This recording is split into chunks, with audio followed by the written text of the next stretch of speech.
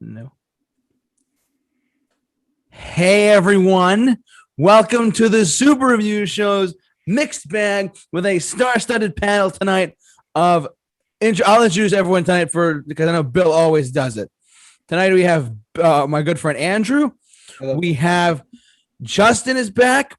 We have Bill Murphy as always, and we have Eric Brothauer as returning once again. Thank you all for coming on tonight. We're going to have a star-studded, fun-filled show tonight of talking about our underrated movies. Bill, why don't you explain?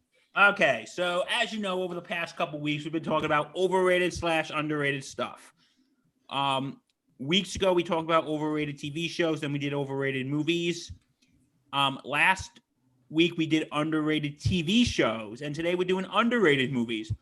So tonight, some friendships may be tested. We don't know. Not as bad as overrated, because some people gave some controversial takes, not naming names, JT.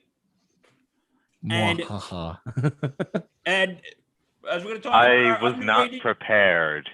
Movies, some of them are obscure, and then we're going to have Justin and Eric explain everything because they went to film school. Oh boy. All right, so who wants Bill? It's all good fun, guys. It's all in good fun, ladies and gentlemen. It's all in good fun. So who wants to go first? Bill, do you want to go first? I would love to go first. Thank you. To see it. So okay, my first underrated movie is a movie I don't think you guys have ever heard of this movie. It's called We Are Marshall. I have heard of it. Since I am a big sports guy and I have this podcast. No. God damn it. Which I will not promote right now. Okay. Anyway, We Are Marshall. It's actually based off the true story of the 1970 Marshall University football team that was tragically killed in a plane crash. Yep. And it's just about them all coming together and rebuilding as a football team and as a community. Matthew McConaughey's in it. And I have to say, all right. But yeah, it's just, I think he does a really good job as the coach.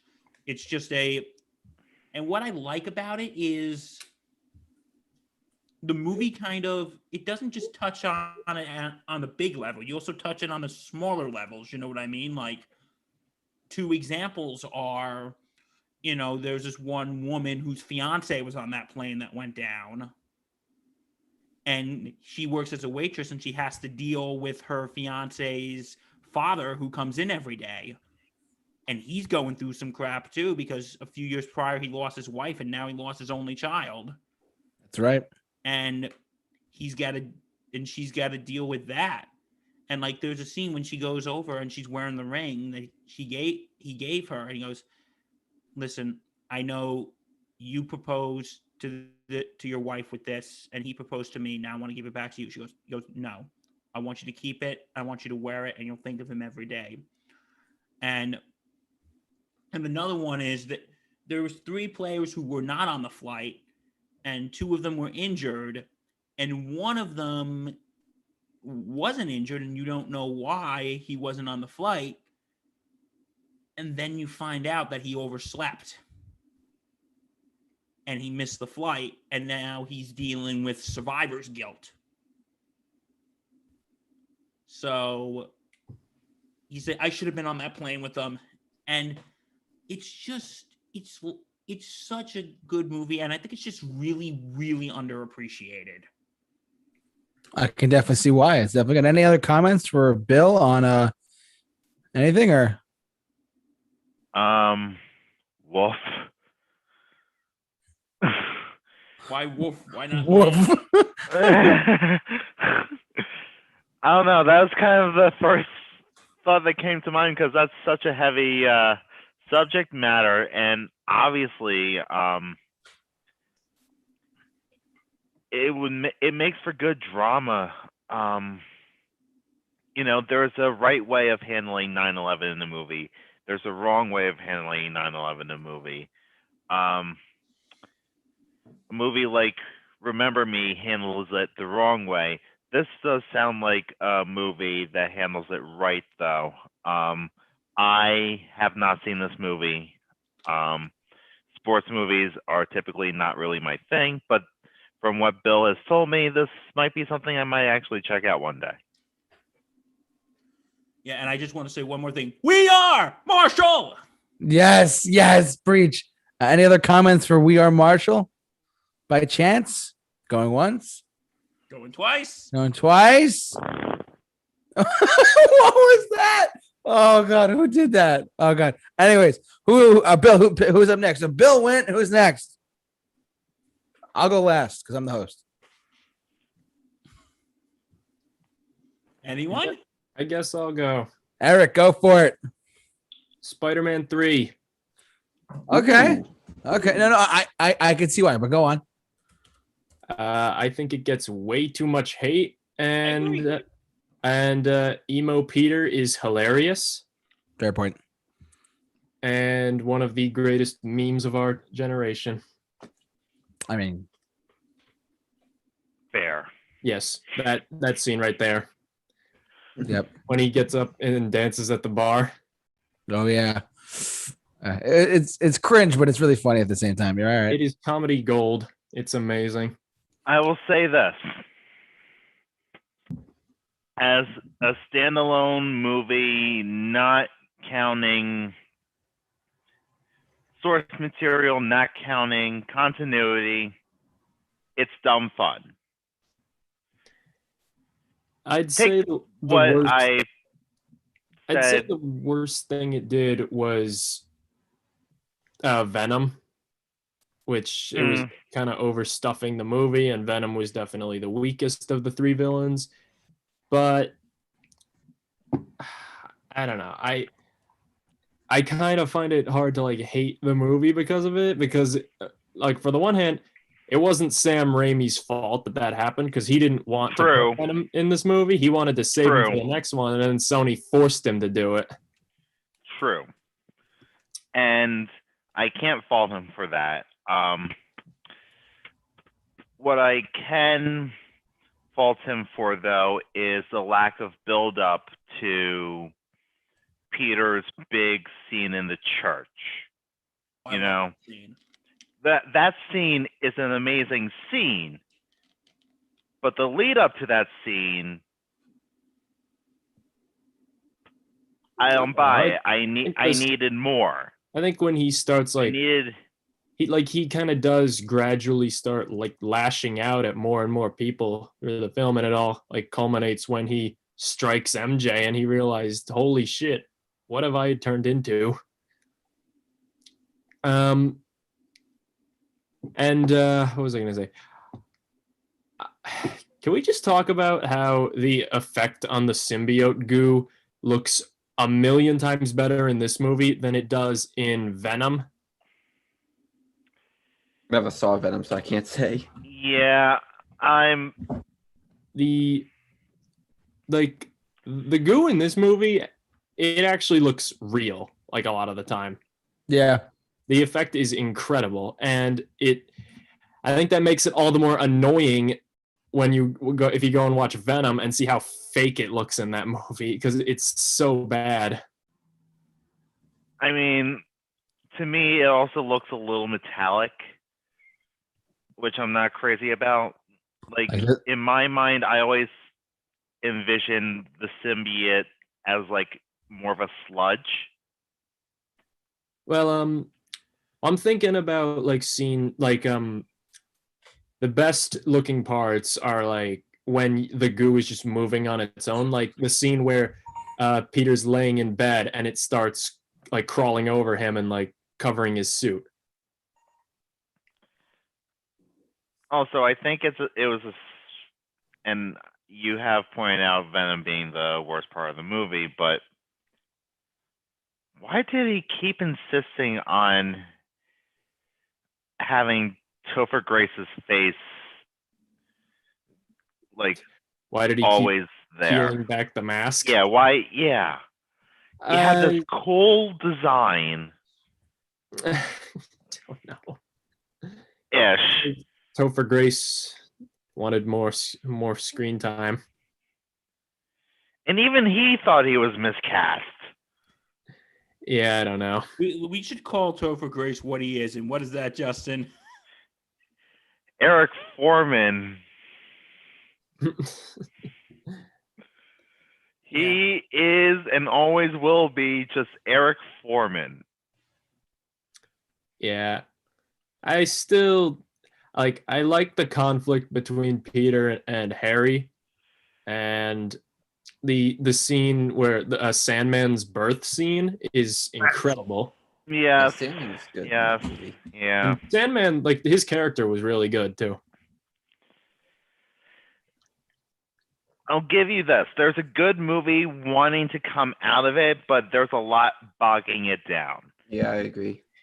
But like I think like when this movie first came out, people were just trashing it, saying it was like one of the worst superhero movies ever made. Like it is not nearly as bad as people say as people were saying it was at the time. It was my X-Men first Well- superhero movie ever in Like, theaters. Well, here's the thing. This was starting to veer back to the Batman and Robins and stuff like that. But we also haven't experienced the polar opposite yet. The Fan Four Sticks, the Dark Phoenixes, the X-Men Origins Wolverine. Oh boy. You made a very powerful enemy, my friend. I think I've always just in all three of the Raimi Spider-Man movies, they're very different from other superhero movies because they feel so human. Like a lot of the time there's often so many scenes of just the characters are just sitting at a table or just talking about their problems, and it's I don't know. I like that kind of stuff. It often feels like slice of life. May I chime in, please? Go for it.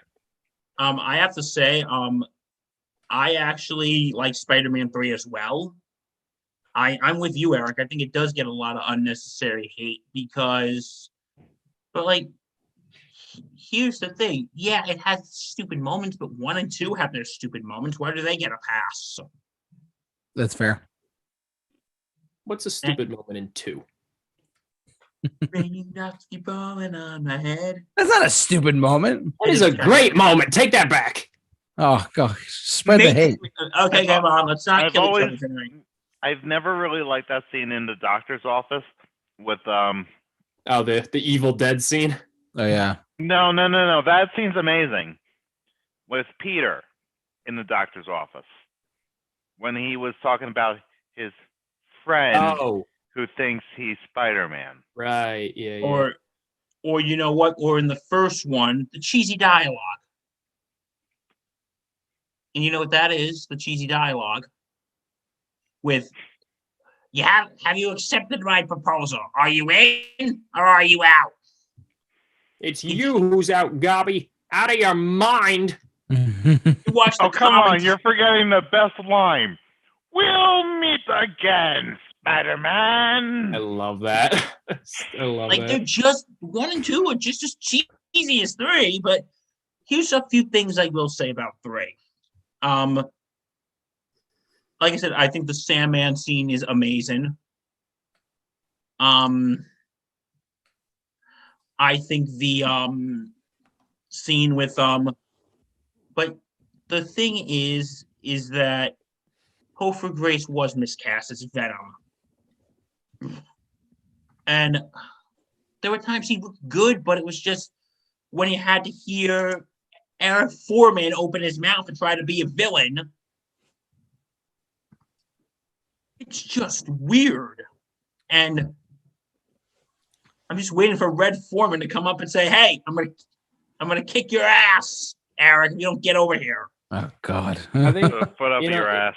it's kind of ironic to me because like the movie definitely does have too many villains, but I guess it's also it kind of also works to its advantage in my book because the weakest villain is the one who has the least amount of screen time, because Harry and Sandman are both great and they've got way more screen time than Venom does. Yeah, but I think the big problem, and this was more of a marketing mistake than a story mistake, they kind of marketed Venom as the main villain. Yeah, and Mm, I still not just really. They marketed Black Suit Spider-Man as the main plot, but Venom was more sparsely in the marketing. Venom. Oh God. But here's how I kind of defend why a lot of people like Spider-Man 1 and 2, but draws the line at 3. With 1 and 2, yes, there's a ton of cheesy moments, but the cheesy moments still pays respect to the characters from the comics. In my opinion, Spider-Man 3, with the exception of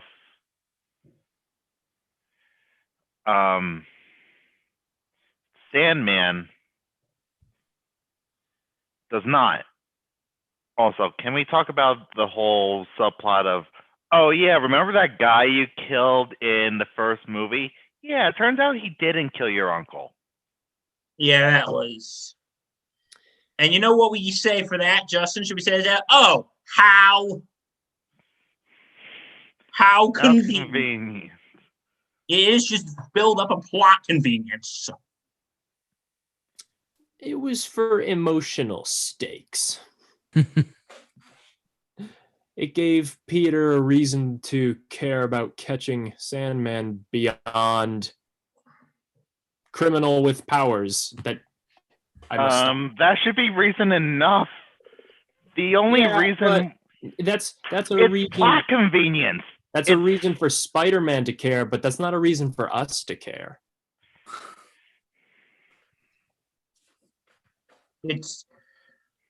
But it is just plot convenience. But I think this movie does get a lot of hate though, and a lot of it is unnecessary. And fun fact, this was actually the highest grossing movie until a Spider-Man Far From Home. No, this was the highest grossing comic book movie until a Endgame. certain movie that JT doesn't like came out. Oh. What? Oh yeah, you're right. You don't like Infinity War? No. Oh, he's the not next year. He's the not next talking year, about that. He's talking about a different one. The Dark Did we Knight. talk? Oh. Okay. But- Yeah. Didn't we talk about that a couple weeks ago? Also, Yeah, let's not even go there. Let's just keep going. Okay. I think Spider-Man 3 was also like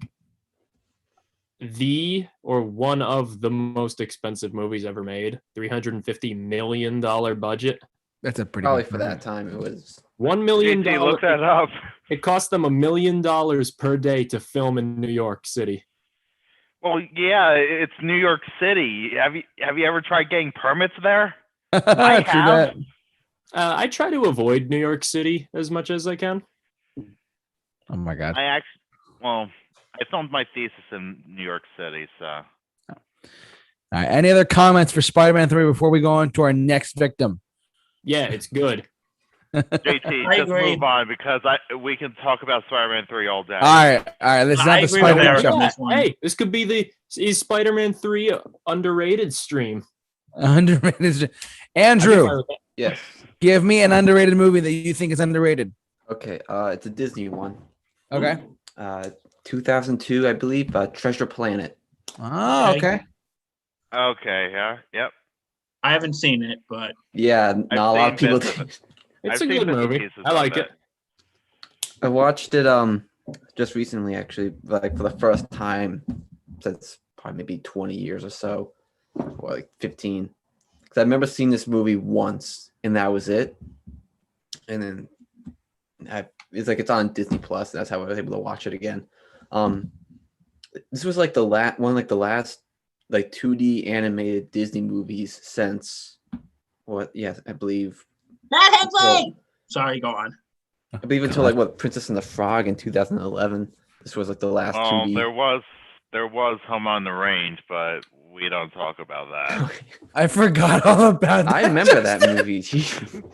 What are you talking about? There's no Disney movie called Home on the Range. Oh, you're right. But yeah, was it? I feel like this this movie was very unique with its art style and stuff like that, and how it was like, space with regular pirate ships and stuff like that. I really enjoyed it especially when I was rewatching it. Though when I rewatched it, I forgot how fast the movie goes. That story of like Treasure Planet is like, it's like plot point, next plot point. Oh look, it was the villain has arrived. He's betrayed the crew. Next plot point, the friends again. So like it happens really fast. And then there's like a 2-minute long sequence. It was like some like rock songs in the middle of the movie for some reason, like a montage moment. Range. Yeah. And then it's just one of those Disney movies that just didn't get talked about, I feel. One thing that I didn't particularly like about the movie was it's okay. The animation is a bit weird in this movie because it's a bit too animated at times. Yeah, Like, at times it does combine with like CGI stuff. well, that's not what I mean. Like, Look at that.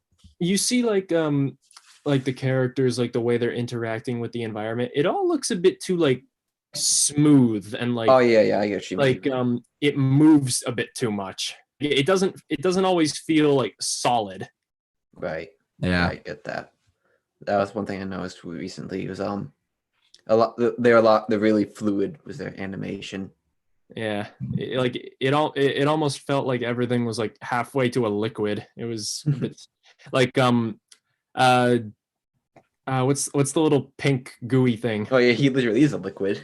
Yeah, but it's funny because like I couldn't always separate him from the environment because the environment always seemed to be just as jellified as he was. Yeah. We're all good. Sorry, I had to do that. That was fun. The animation, I agree with you on that. That's a good point.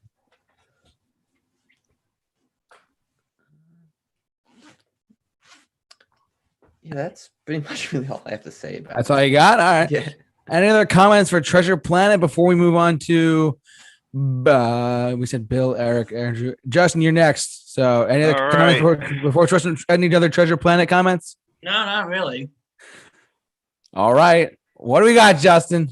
All right, so I'm going to start out with kind of an obscure one. This is a sci-fi thriller from 2014 called Predestination, starring Ethan Hawke and Sarah Snook.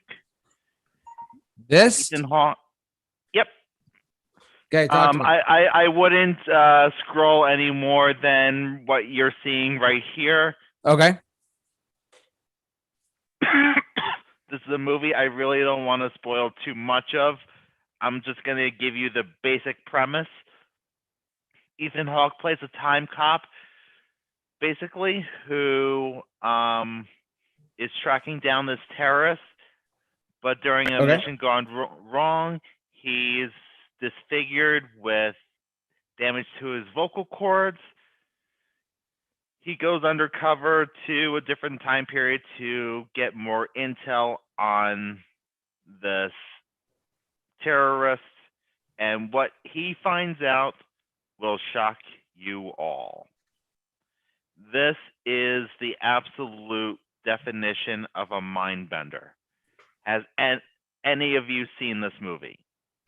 I have Never heard of not. it. I have not, but it sounds interesting. Yeah. This is the same director or directors, I should say, the Spierig brothers, who directed the movie Daybreakers. Okay. It's not super action-packed. It's more of a mind-bending sci-fi drama. And you're just going to be thrown for a wild ride.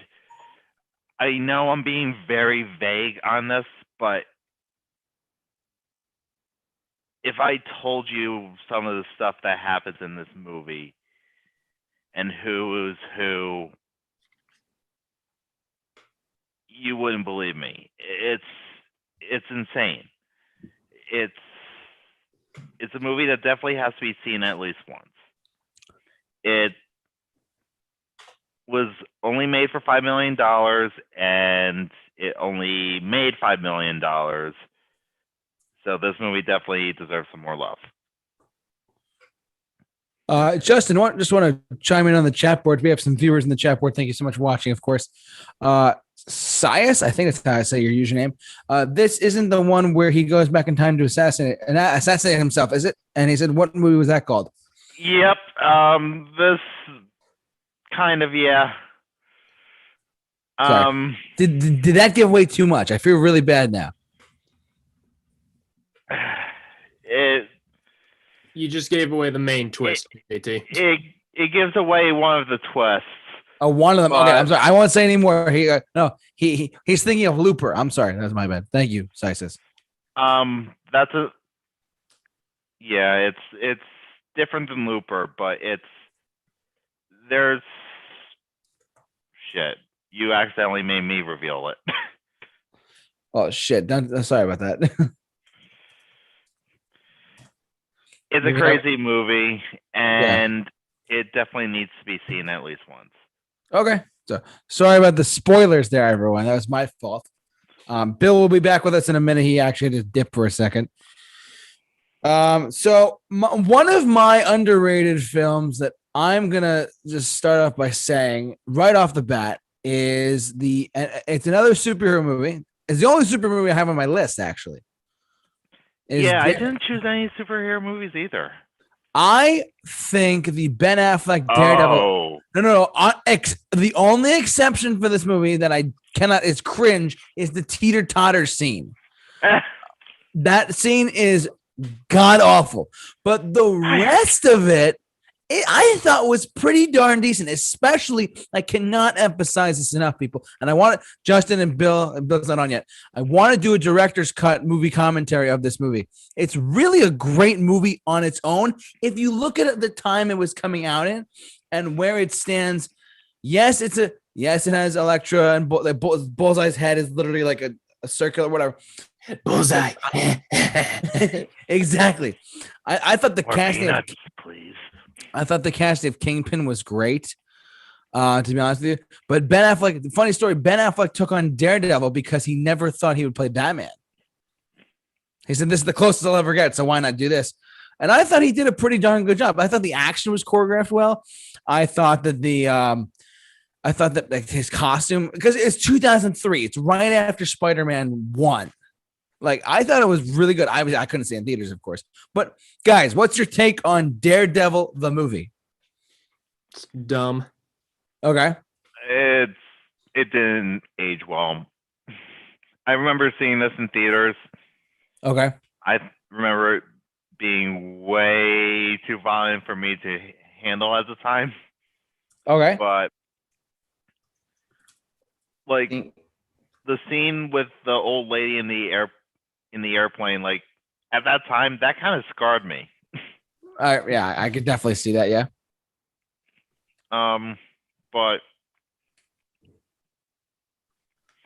I think overacted is probably the best word for this movie.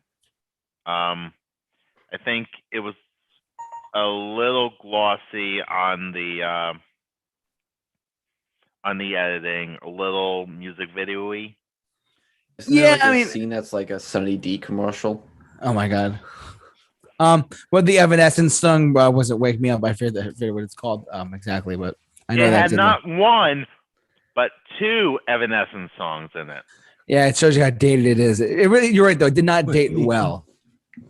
Wake me up inside.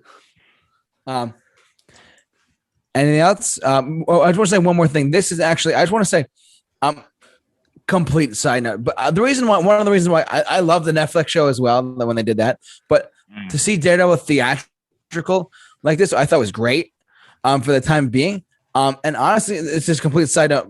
Daredevil is my favorite Marvel character ever. I'm just saying that holds a little bit more value to me personally, but that's me. So something on a blind superhero kicking ass everywhere. I thought that was pretty cool. Anyways, we're gonna skip over Bill because he's still not back yet, unfortunately. But that's okay. Who wants to go next? Eric wants to go next, right? Because you went after Bill, right? Oh yeah. Well, Sure. what is your next? What is your number 2 underrated film? This is a DreamWorks movie. The Boss Animated. Baby. No. I'm kidding. This Go is ahead. actually a good movie. Megamind.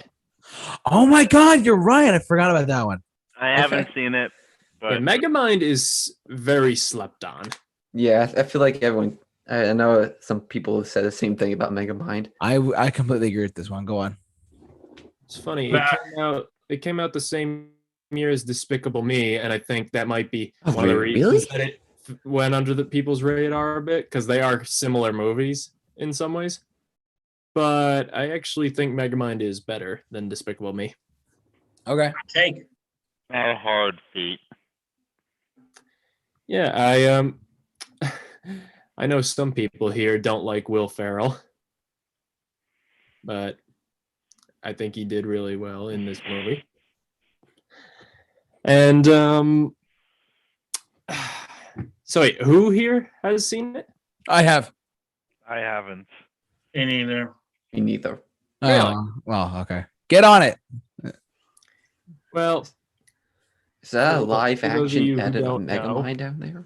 to those of you who don't know, the movie is Kind of basically looks like JP Manu. Oh my God, that's actually scary. well, it's like Megamind is the villain, and he fights Metro Man, who's basically Superman. And then one day he just beats him. He kills him, and then he's like, "Well, what do I do now?" My God, that's a live action one. That's pretty funny. I'm the only one who can really comment on this one because you guys haven't seen it. This great DreamWorks classic aside from Shrek.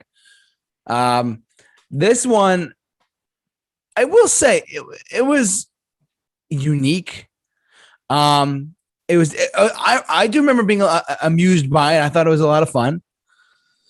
And I thought wasn't the Eric? Yeah, correct me on this. Wasn't the super like hero guy Metro Man? Wasn't he the villain towards the end of the movie? Is that right? No, that's Jonah Hill's character. Oh, I'm sorry. Yeah, okay.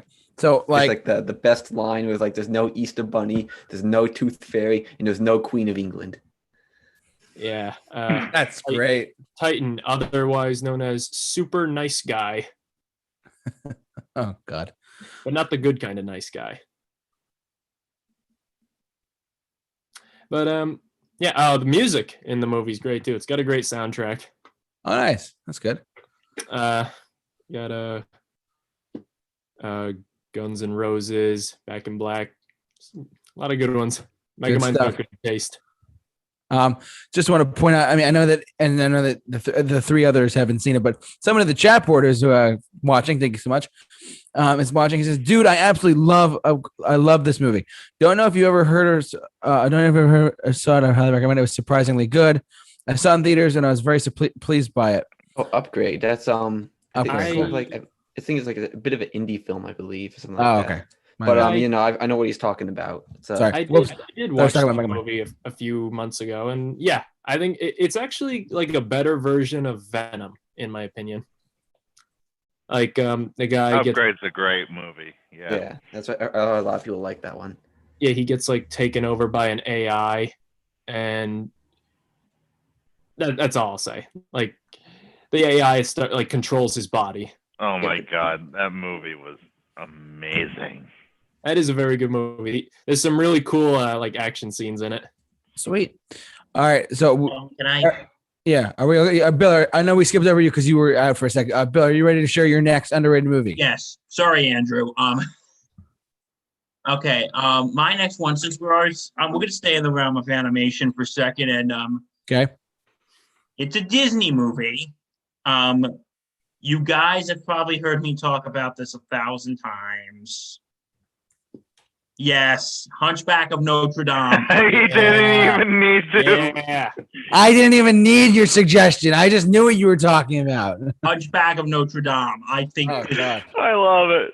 that was great. I'll give I you talk that. about this movie a lot here, folks. Sorry, you got to hear me talk about it again. Could not agree more. I freaking love this movie. It's loosely based off the Victor Hugo novel.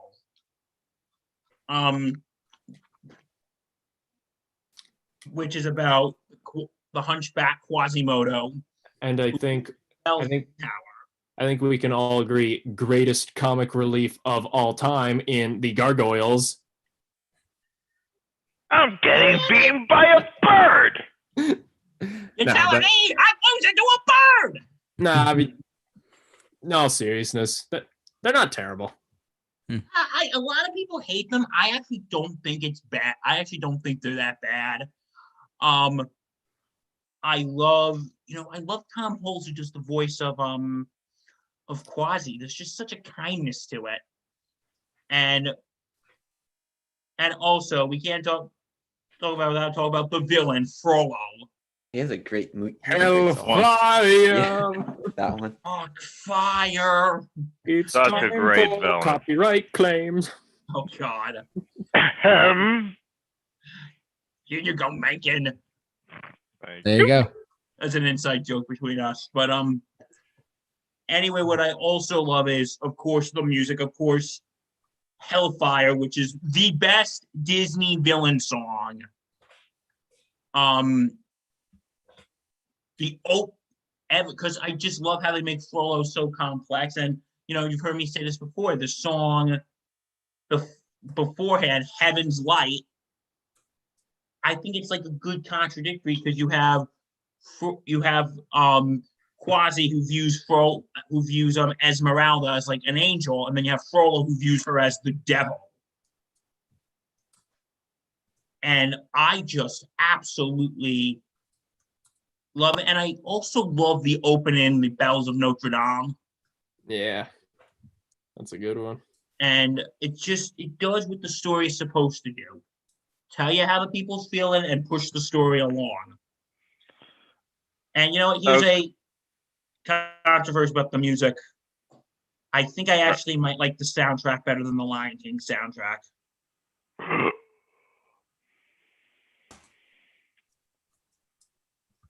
Okay, are people with torches and pitchforks coming to my house now?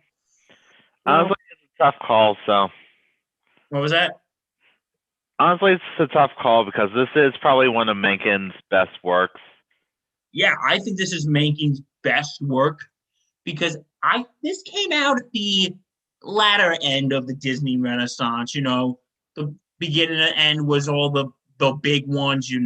Little Mermaid, Beauty and the Beast, Aladdin, Lion King. This was more when it went from hit after hit after hit after hit to hit and miss.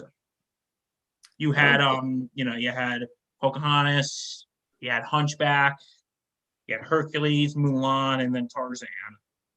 But I think this is so overlooked, and it's kind of gained a bit of a cult following now. As it should. The animation, fantastic. Characters are great. The music, like I said, is amazing. I think this movie needs to get more appreciation. I think God Help the Outcast is also really underrated. I agree. I love that one. I really do agree. And I love Esmeralda's voice in that song. Yeah. It is really, I really like it. And I just hope it really gets much more appreciation. Now, before we move on, live action remake of Hunchback, how do you think that would go? Not well. I At think this Disney would point, mix it up.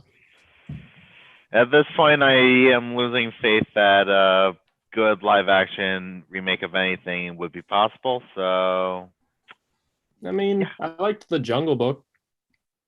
I still haven't seen it. It's pretty good. I liked it, but one of my favorites. My brother, who grew up watching the original Jungle Book like every week, he thinks the live action one's better. Yeah, the live action was pretty good. It's just I remember the biggest case, and that was the Lion King, is literally just a copy and paste, just in live action. You know what? Disney live action remakes. I think that's a conversation for another video. Yeah, that's another video. We could go Well, on. that's about all you guys 6 got gone. At about 6 beers. Oh boy, sounds like March 17th all over again, right, Bill? Oh yeah, it's St. Patty's Day / my birthday all over again. Oh I boy, still oh, have boy. Guinness. Yeah, you Uh, still and got the- Guinness in the fridge. Any other comments regarding Hunchback? Anyone going once, twice? Andrew, what do you got? On my next one, I wouldn't really. I guess it's kind of cheap. I'm not sure. It's not really underrated, but Yeah. Pacific Rim. I can see that. I can I got- count that. I'll count that. Yeah. No one talks about how fun this movie was and how it was robbed by its sequel. The sequel sucked. All right, I'm just gonna lay it out right there. The sequel of this movie Calling it out. was terrible, but the first one was just so good. It was the giant robots. They had so much. Like you could feel the weight to them with each step they took, and like whenever there was a giant punches, like it was almost as if you would feel that. And then also the excellent the monster designs and the soundtrack, and that's how the robots looked was just amazing. Any comments on Pacific Rim? Sorry, go I ahead, Eric. haven't seen it, so but it from what I've seen of it, it looks amazing. Yeah, no, it was there was a lot of what was it, inspiration from an anime called Neon Genesis Evangelion that Guillermo del Toro took inspiration from. But other than that, it's a fantastic movie. Just don't watch the sequel. Is the sequel Noted. bad? Yes, it was really bad. I hated it.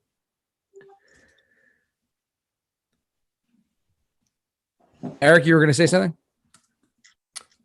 Guillermo del Toro certainly has some range, huh? He goes from this to making a love story between a woman and a fish dude.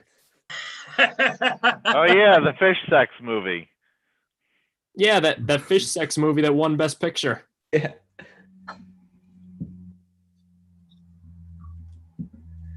God. And that'll be the only thing it'll be remembered for is the fish sex. Doesn't it take place in like the same universe as Hellboy or something that everyone jokes about? Well, they were both the fish dudes were played by Doug Jones. There you go. And the costume design was probably done by the same person. Guillermo del Toro, famous director. Didn't you also make the fish sex movie? Oh God. Poor Guillermo del Toro. Oh my Guillermo God. del Toro.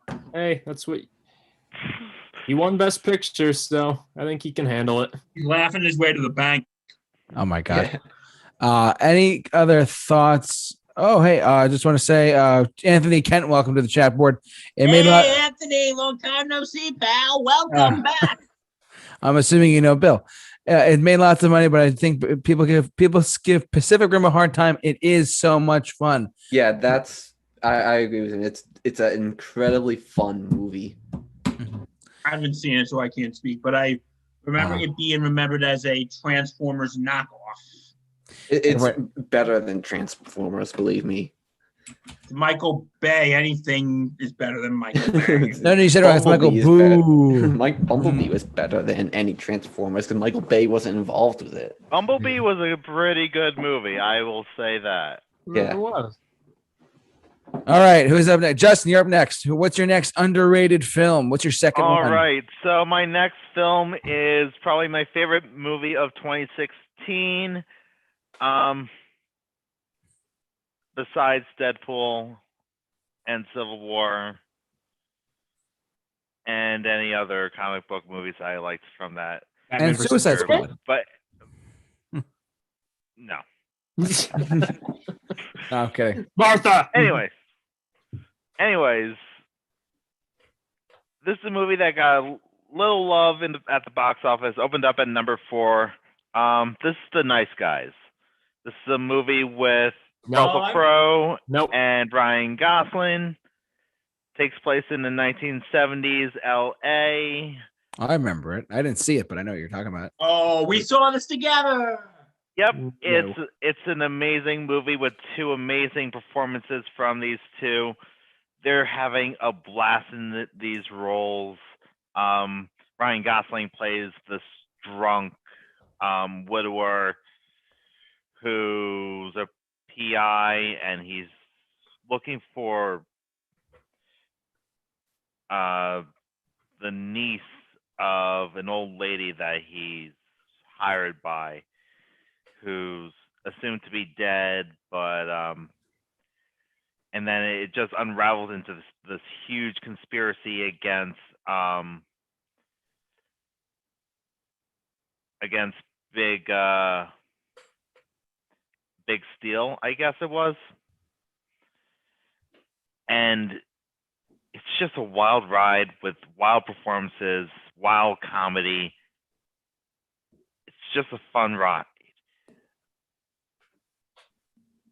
There's this one line in the movie. Ryan Gosling's taken his daughter, played by Andre Rice, who you might know from the Spider-Man MCU movies, who plays Betty Brant. They're at a party, and he's getting annoyed. He's like, Jesus Christ! And one of the girls is like, you just used the Lord's name in vain. And he's like, no, I didn't, Janet. I actually found it very useful. And it's lines like that I just love. This is directed by Shane Black, who's the same guy who did Kiss Kiss Bang Bang and Iron Man 3. And the Predator reboot. Yes, well, in his defense, I believe he was the writer of the original Predator movie. He was in the movie. Shane Black was Hawkins in Predator, and he wrote all 4 Lethal Weapon movies. Yeah, he was like the and first, that he was the writer of the Lethal Weapons movies. He did Monster Squad, which, yeah. So no comment. He's not a bad director. No, he's not a bad writer. Kiss Kiss Bang Bang's an amazing movie. This is an amazing movie. Predator reboot. Hey, I haven't seen it. Iron Man 3 has its moments. Yeah, I agree. Yeah. Remember this line from the movie The Nice Guys. Remember, isn't this when Russell Crowe slams some guy's head on the bar and he goes, "Isn't this the part we're supposed to offer me $20? So we're in a recession." And then the beginning of the movie, Russell Crowe just spends time beating up pervs. Remember, do you know so and so? Yes. Boom! Stay away from her. Remember that, Justin? Oh my God! Stay away from her. That seems hilarious. Yeah, it's.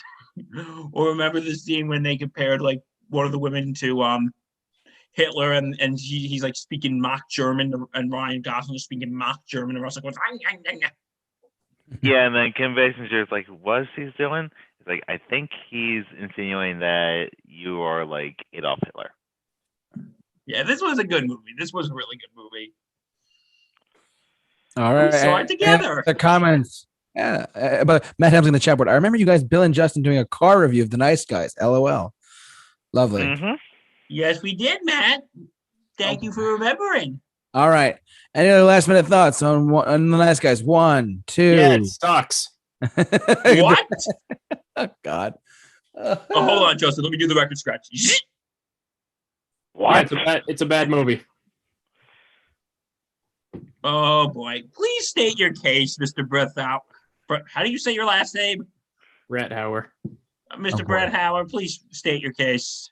Well, besides Russell Crowe's terrible acting and Ryan Gosling being painfully unfunny, yeah, that movie was pretty tough to get through. Mr. Favaro, do you have any response to Mr. Brett Howard? You didn't find Ryan Gosling funny? Nope. I thought it was hilarious. Yeah, the only character I really liked in that movie was the daughter. Okay, she was fair. She was awesome. Yeah. Other than that, I found that movie very annoying. All right. I guess it's my turn then after that last minute remark. All right. I'm curious to see what you guys have to say about this. I am gonna say the most recent Terminator film, because hear me out. I understand that we all. I feel like I'm about to get shit on for like some reason, but hear me out. Pitchforks, get your pitchforks. Bill, shut up. To be honest, to be fair, I saw Genesis or Genesis, whatever the weird spelling of it. I saw that in theaters. Yeah, whatever it was. Like, I saw that in theaters, and there was the first one that Arnold was back in for a while, whatever. It's no secret and surprise here in the Super Review Show that I'm a big Terminator fan. I love the franchise. There's only two films, but when this one came along, I was like, okay, this one actually I was sitting in the theater and I thought it had a decent input by James Cameron. Linda Hamilton was back as an older Sarah Connor, ready to kill and kick ass and all these people. The target was, I thought she was great.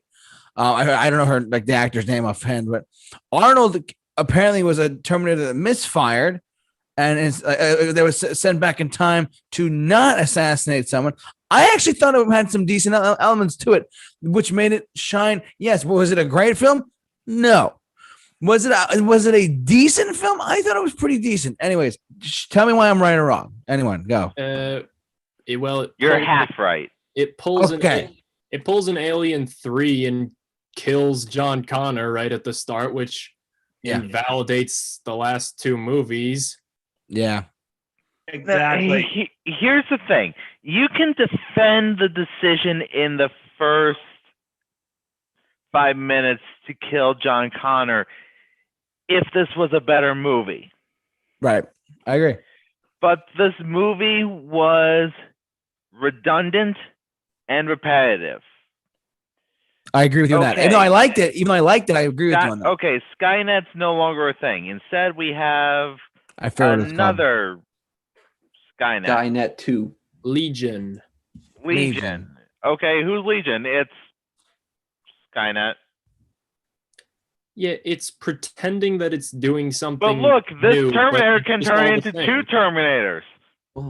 I thought that was like a cool idea where like he could mold his exoskeleton and like be a separate thing. How about this? Terminators. You have my attention. Send an army of Terminators into the past. Instead of one? That's not bad. I like that. Instead of one. Instead of constantly fighting one Terminator, bring Judgment Day to the past.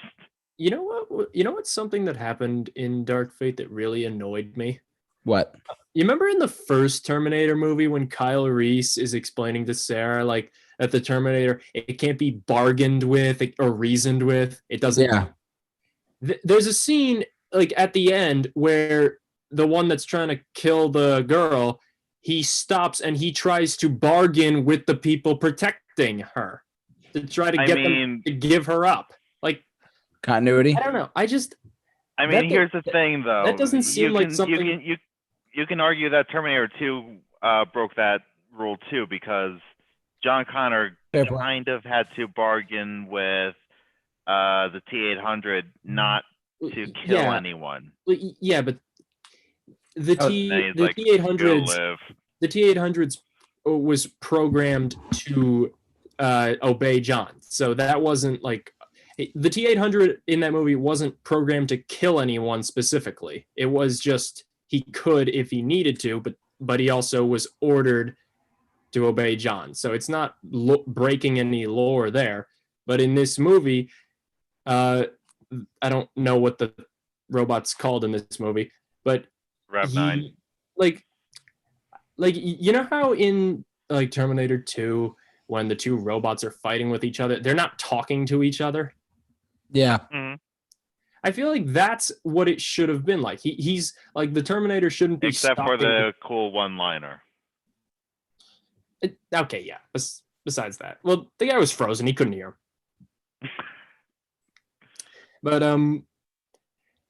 don't know. Just the Terminator in this movie, him trying to like bargain with the heroes, it just seemed that didn't seem like something the Terminator is supposed to do.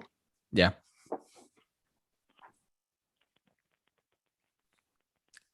Andrew, anything? For Terminator Dark Fate, Yeah. I don't know the timeline. So Okay. Don't worry about it then. I've only seen Terminator 1. I've seen it, and I don't remember it. It's fine. It's I mean- solid enough as an action movie. Yes, the action was top notch. I will give it that. The effects were hit or miss. Well, There's, the airplane fight, yeah, I can. That Yeah. was not. there's a great. couple scenes where like the evil Terminator is like running around and jumping really high, and it looks pretty fake. Yeah. But yeah, they're not all bad. The Arnold, what they did with him, those effects were pretty good. Yeah, I mean, I thought the way he did it him was great. Personally, any He was other also- comment? He was Yeah. also pretty funny in the movie. He was. I just want to say about Arnold. Recently with his a few weeks ago, he was getting his COVID shot, and they showed a video of him, and he's like, and afterward, when he got his first shot, he goes, "Come with me if you want to live. I'll be back in 4 weeks to get my second shot." That's funny. That's great. Oh, Arnold, he's self-aware. he's so The AI, it's become self-aware. All right. he's just Anyways, so pure in like the best way possible. that was my choice. Terminator Dark Fate. All right, who's next? Who? Bill, you go next, right, for your third one, right? Yeah, this is number 3. What number 3? What's your number 3? Okay, I'm sorry, guys. We got to go back to obscure world. Oh, God. My sex tape. No, I'm just kidding. No. I did not make a sex tape. I did not make a sex tape. Nobody go research that. Zach and Mary make a porno. Anyway, no, this is a movie. It was made in 2008. It's called Valkyrie. Oh, I've heard of. I know this one. I saw. I've it. heard of this one. I've Valkyrie. seen It's a this Tom one. Cruise movie, right? Yes, Tom Cruise. I don't remember a lot of it, but I do remember liking it okay. Yeah, the movie Valkyrie. It's based on a true story. Yeah, this was the assassination attempt to kill Hitler. Yes. On July 20th, 1944. The head of the operation is played by Tom Cruise as Colonel Klaus von Stauffenberg. Yes, your top choice to play a German. Yeah, right. Have you ever noticed, quick side tangent here, folks. Have you ever noticed when they get someone to play a foreign country, they always pick someone British? Aside from Tom Cruise, they always pick someone British. Has anyone ever noticed that? I Yeah, guess so. because that's all Americans can think of when they think Europe is British for some reason. Britain. Yeah. Anyway, but And German's not an easy accent. Like a few people can pull it off. Yeah, I know. I Scarlett remember. Johansson pulled it off really well in Jojo Rabbit. Oh yeah. But anyway, what I was saying about Valkyrie, I love it because it's a part of history we don't really know about. Like, and also a historical fact is those are the only German soldiers who are honored from World War II. And it's just so, because there's one quote that is floated around goes, "We have to show the world that not all of us were like him," meaning Hitler. And there's a few scenes that I love so much, like, and it's like all towards the end when they're like when after the bomb goes off to attempt to kill Hitler, and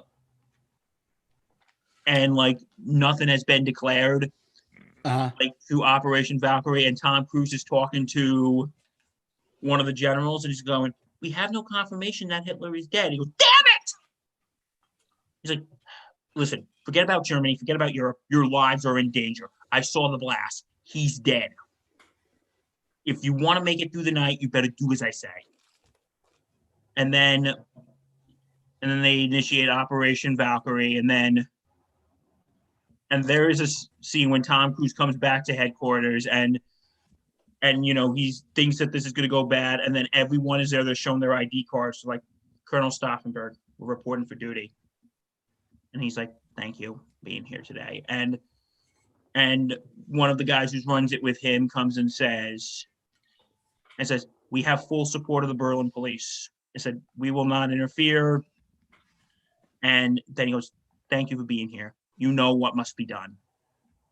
By nightfall, I want to know that Hitler's Germany has seen its last sunrise." And then, okay, this is a spoiler, but this is a true story. You could Google this shit. Google, it exists. Yep. It turns out that Hitler is alive, and the plan goes down, and then it shows them. And then it shows them getting arrested, and unfortunately, the executions that happen. Once I love the writing in the final speech when they're showing, "You may hand us over to the executioner, but in 3 months' time, the Allies will come. They will find you, and they will carry you to the dirt in your streets." And of course, how Stauffenberg, who gets killed by firing squad, somebody takes the first bullet for him, and then his proposed last words. Again, does anybody really know what he said once you think about it? But his last words are, "Long live sacred Germany." They shoot him. And then that last scene is just a close-up on Stauffenberg's body. And said Klaus von Stauffenberg, executed July 21st, 1944. And then it's just dead quiet, and it shows a flashback with Stauffenberg with his wife. And then it's just such a really interesting part. And again, I think this is, and this may sound weird, but and you gentlemen can comment on this, I think it's kind of interesting to get it from the Germans' perspective. I don't know what you guys think, but and shows that not all Germans were necessarily Nazis. I am going to open the floor. What do you guys think? Any comments? I thought this movie was. I remember seeing this in theaters when I was like, 2008. I don't remember how old I was then. Let me check. But I'm older than you, so It's 2008. yeah, but I remember seeing this in theaters when it came out, and I They were thought, like 13, 14. yeah, that's somewhere around that age. Yeah, but I remember this was a good movie.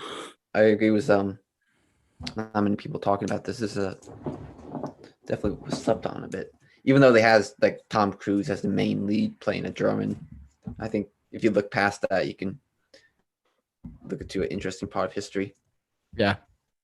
I remember Mythbusters, they tested out the theory of the whole entire, because I remember the original plan for the bomb to kill Hitler was that it was going to be an underground bunker, but then they moved it to a different location, like an above ground.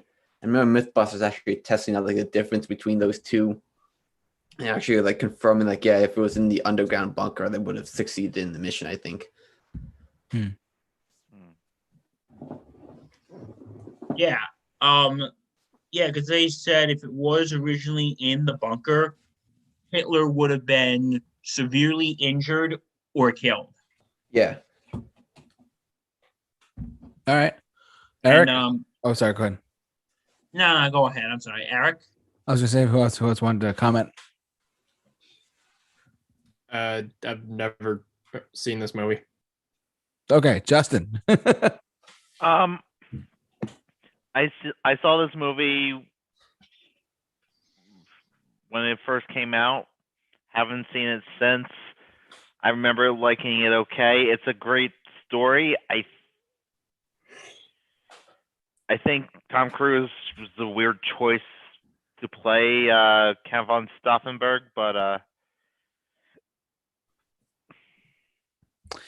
it's unfortunate that the director is who he is, but the movie itself, Singer. yeah. But I think the movie itself was pretty okay. How can you get by that? This thing. I remember at the beginning of the movie, they have like someone speaking German, like him, like writing in his like his journal, and like it's being narrated in German with English subtitles, and then eventually like it morphs into English with Tom Cruise doing the narration. All right. And don't worry, folks. This was 3 years after I'm in love with Katie Holmes. I'm in love with Katie Holmes. Thanks, Bill. Yeah, sorry, I had to make a Tom Cruise joke. I love him to death, though. He's such We are entitled to one Tom Cruise joke per reference of him. Am I right, Justin? Okay, Justin has nothing to say on the matter. All right. Anyone We're else? entitled to one Tom Cruise joke. Anyone else for Valkyrie? Anyone else commenting? Going once? Wait, we didn't. Bill? I'll keep track. And who goes next? I'm sorry. Eric? Yeah. Oh, yeah. Well, that's right. Yeah, Eric, go ahead. What do you got? Batman Returns. Yes. Okay. Someone's happy. Yes. That is definitely one of the better Batman movies, in my opinion. I agree. I completely agree. Yes. Two fantastic villains, like S tier villains. The best portrayal of Catwoman ever. I mean, I agree on come on. Catwoman. How could we not? Michelle. This one looks like a Oh. Christmas. That You made me a costume, man. though. That costume too.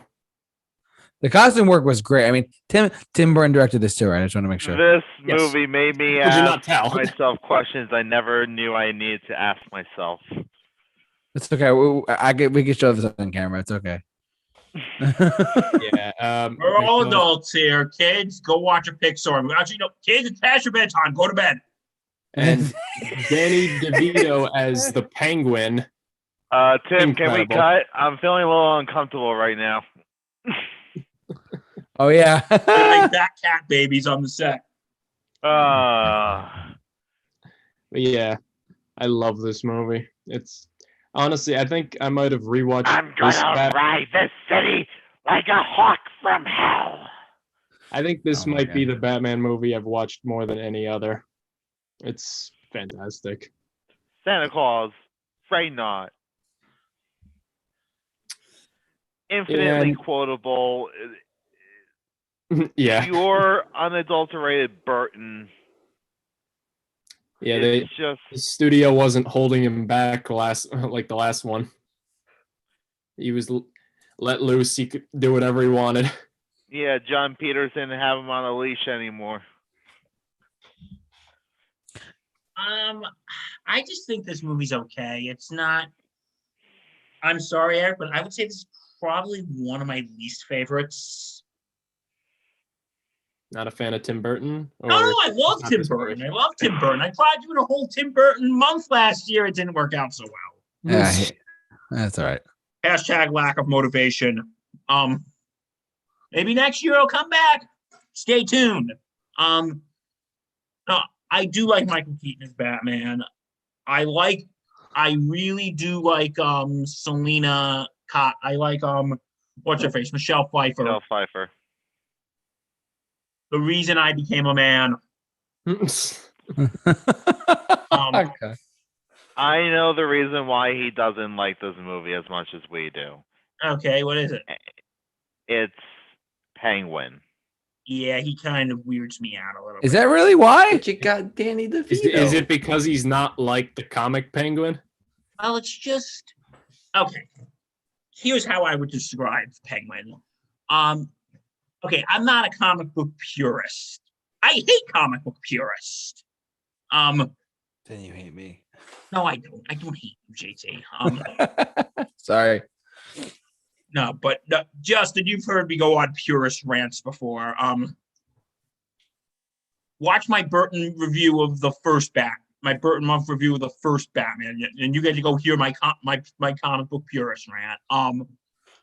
But the thing is, it's just like, there are parts that he is funny, but there's just parts that it's just weird and uncomfortable. Like he's like your uncle at Thanksgiving dinner who never got married. You're sitting there thinking, I wonder why Uncle John never got married. And then he said some shit like that. He goes, that's why. And then he turns around and bites your other uncle's nose off. Oh my God, yes. Or just that part with here, have a button. Yeah, he was definitely a pervert. Bad touch. Oh Hey. my God. But anyway, we have a good time here. Hey, Anyway, give him a break. He was in the sewer all his life. He'd never met a woman before. Unless it's a woman penguin. But then, I got some issues with this movie, and I'm sorry, they need to be heard. But there are some things. And Bruce. I of course love like Batman. I of course love with Penguin go, welcome to the Oswald Cobblepot School of Driving. Yeah. I think this may be a bad time for me to mention my license is expired. Like, I played this city like a hawk from I played this city like a hawk from hell at the speech, and then people start throwing shit at him. Why does everyone bring tomatoes to a speech? Yeah, but the thing is that really bugs me is the ending. Which part of the ending? Like with the how it tries to make us feel bad for the Penguin with we're supposed to be funeral. cheering for his downfall, but yet at the same time find it tragic. Like, it kind of sends a little bit of a mixed message. Well, JT, type in Penguin's death. Well, I mean, it's not like this is the first time you've seen like such a hateable villain have God. Have a Live on camera. sympathy. What? Live on camera, kids. Well, picture. But like, here's the other thing, though. It's Burton tries to first part. Because here's the thing, and okay, maybe I was a little too harsh on Danny DeVito in my Burton month review, but the thing is, it's like Tim Burton. Okay, in the first half, he tries to make us feel sorry for him. And in the second half, of the movie, when Penguin gets excluded, hey Tim, you done this before. You should know. You directed this movie. It's called Edward Scissorhands. And the reason why it worked so well in Edward Scissorhands is because Edward was likable. And he was innocent. And like, I know Penguin's not supposed to be likable and innocent, but you can't use that same formula because it worked with Edward because Edward was likable. The Penguin isn't. You can't use the same damn thing. Well, I think you can. I'm sorry, I almost gave myself. It's called the director's trademark. I mean, that is a bit of like a broad formula, and it's only a small part of the Penguin's character. Like, yeah, on some level, he wants to be accepted by society, but he's also very angry at society in the first place for casting him out, and hence the whole. Oh my God! I had to share that. That was too good. Hence the whole taking the firstborns and drowning them. Yeah. That is the only time I will accept a Batman smiling. And all right, any other comments on Batman Returns? Eric's pick. Any other comments, questions, concerns? Sorry, hold on. Any other comments, questions, concerns? Going once, twice. Bruce, Justin, why are you dressed up like Batman? Because he is Batman, you moron. We didn't even talk about Christopher Walken. oh my God. How can you not like Santa Christopher Claus. Walken? Afraid not. Oh, also, can we acknowledge this movie might be one of the only superhero movies to properly balance three main villains? Yeah. Yeah, this movie did it pretty well. Batman Returns. Yeah, Mhm. like they all have stakes in the story, and they all have like relationships with each other and Batman in one way or another. Yeah. And honestly, like the big villain of the movie is the one that was made for the movie, Max Schreck. He really is the centerpiece of these two characters' villainy. Like his actions probably amplified Oswald Cobblepot's vendetta against society. He was directly responsible for Catwoman's origin. Mm-hmm. Yeah. Also, Matt Hemsley in the chat says the opening scene of Batman Returns is one of the most disturbing moments in any movie ever. And it's amazing. Quoted Ben the Sage when he did the review with Film Brain. They gave him birth to something so horrible they have to reenact the movie basket case. Oh God. All right. Any other comments from Batman Returns before we move on? Just wondering. Any comments, questions, concerns? I'm Go good. on. I got everything It's an off my amazing chest. movie. It's Did you get your rant out, Bill? Yes. Good. Andrew, go It's ahead. an amazing- Go ahead, Justin. Go ahead, real quick. It's an amazing movie. It's burned unhinged and 4 stars. And the nipples. Sorry, wrong movie. Sorry. Ah! Anyways, Andrew, go ahead. Talk to me. All right. So my next underrated movie, it did well critically, but didn't do well at the box office, and it had a sequel with the same issue, which it did well critically, but terrible box office. And that's gonna be Blade Runner. Ooh. Yeah. Yeah. The first one? Sorry. Yeah, the first one. Okay. Didn't people not I have really, yet to see the second one. didn't people not haven't really like the seen the first one first when it one. like came out but it kind of gained traction later on? Yeah, it's sort of like, I guess it gained like a cult following. But From what I Yeah. understand the movie, it's probably something I'd have to watch multiple times to really appreciate. yeah, it definitely requires multiple viewings. But I got this like on DVD because I saw like, hey, I haven't seen this movie before. Why not get it? So that I went out and bought it on DVD. But for the time when this came out, I mean, like for the like when it came out, the visuals in this movie were amazing, and the storytelling was expertly done. Like Ridley Scott directed it greatly, and I think there's a bunch of like long moments in the movie where it's like it's not an action movie at all. It's more like a drama, I guess I could say. It's like a noir. Yeah, noir, a detective one, because he is the main character is like a detective. He has to find like 4 replicants, I believe that they're called. Okay. Yep. And was it just they escaped like this like Mars colony, and he has to like find them throughout the city. And then this whole entire like this mental thing where it's implied that he is a replicant as well, because the whole thing is replicants, they are like implanted with memories, but they only have like a year long like life cycle or something like that, or like they don't live long. So like they have these fake memories in their minds, and like it's suggested in the movie that like the main character is a replicant, but like it's like up to the viewer to decide like that whole entire thing. But then the sequel completely. oh yeah, I haven't seen the Any- sequel yet. any- Well, the fact that it takes place 30 years later it completely erases that theory. Oh yeah. But I remember it's based on a light novel, not a light novel, a short story I got from my brother for Christmas. It's called Do Androids Dream of Electric Sheep? That's what the inspiration for the movie was based on.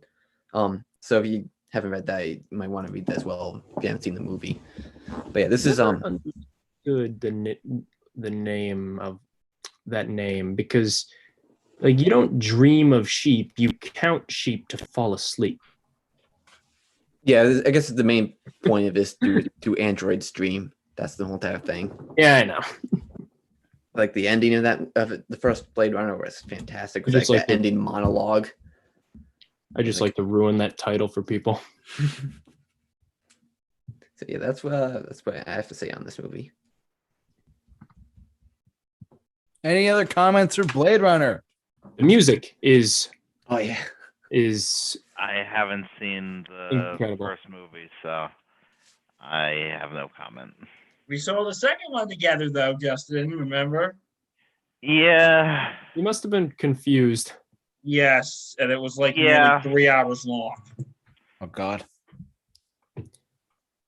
Yeah, you're definitely gonna be a bit confused if you haven't watched the first movie. Yeah. Yeah, I have no comments. Okay. Any going once, twice sold? We good? So Good. Justin, you're up. Then me. Go ahead. Might be the All only right, movie I so- can get in. Oh. I'm hoping that this one everyone likes. I hope everyone's seen this one. Bill, I'm not sure if you've seen this one, but I recommend it. By Raskar's Hammer, by the Sons of. Hang on. What's it Give called? me a sec. I feel like you're saying a quote from the movie. Oh, probably. All Chat board, right. keep it up, guys. You By guys- Grabthar's Hammer, by the Sons of Warven, you shall be avenged. I'm talking Galaxy Quest. Great never pick. seen it. Never seen it. None of you seen this movie? I've only seen half of it. Andrew, can you vouch for it or no? No, I have not seen this. Okay. I'll probably be the only one commenting, but Justin, go on. If you like Star Trek, even remotely, or if you think Star Trek is so stupid, if you're in either of those camps, you're going to adore this movie. So it's like the Spaceballs of Star Trek, if what I'm assuming. Yes and no. So, yes, in that it is so absurd in its premise. Like, some of the jokes are a little lowbrow, but the premise is, it's such a meta premise because these are actors from a fictional Star Trek-esque television show Yep. who are mistaken for actual space heroes by actual aliens. So they're abducted to help them in defeating these evil aliens. And, Tim Allen's playing the Bill Shatner type, the arrogant actor who relishes in the fame of going to these cons. You have the late great Alan Rickman in a ridiculous headwear, who's obviously supposed to be a send-up of Spock, Yep. who just resents this typecasting that he's experienced from being part of the show, because all he's known for now is the show. You have Sigourney Weaver playing the love interest in the show, who, again, resentful for a time. You have oh my god, you have Sam Rockwell as like this Will Wheaton type. The actor who plays a character that no one likes. And he's aware of this, and he's so jaded by the experience. So that when all this fantastic shit's happening, they're like, we're so out of our league. and by the end, they actually come into their own characters. Like I said, the line that Alan Rickman's character said in the beginning. He would say it so begrudgingly to fans at these fan conventions, and then when he's watching one of these aliens die, he says it with such compassion and intent. He wants to avenge this alien that sacrificed himself for him. He says the line that this alien has worshipped the show as historical archives. Yeah. And it's so smart and so stupid, and it's so amazing. Can I chime in? Are you good? Okay. I have only seen literally half of it, but I do know what Justin's talking about. So basically, to condense what Justin is saying down a little bit, Sorry. basically, no. You did an excellent. Bravo! You did an excellent job telling all of us how great this movie. It's Anthony Kent in the chat board pointed this out. And I just want to point this out to all of you. Even Trekkies or Trekkers they love this movie. Why? It's considered Because the 7th best Star Trek movie by Star Trek fans. Yeah, literally, because it's okay. So Like 12. the actors playing these characters are literally like actors on the show that they played. Oh, it's like every nerd's dream. Like, oh, I get to meet the actor on the show.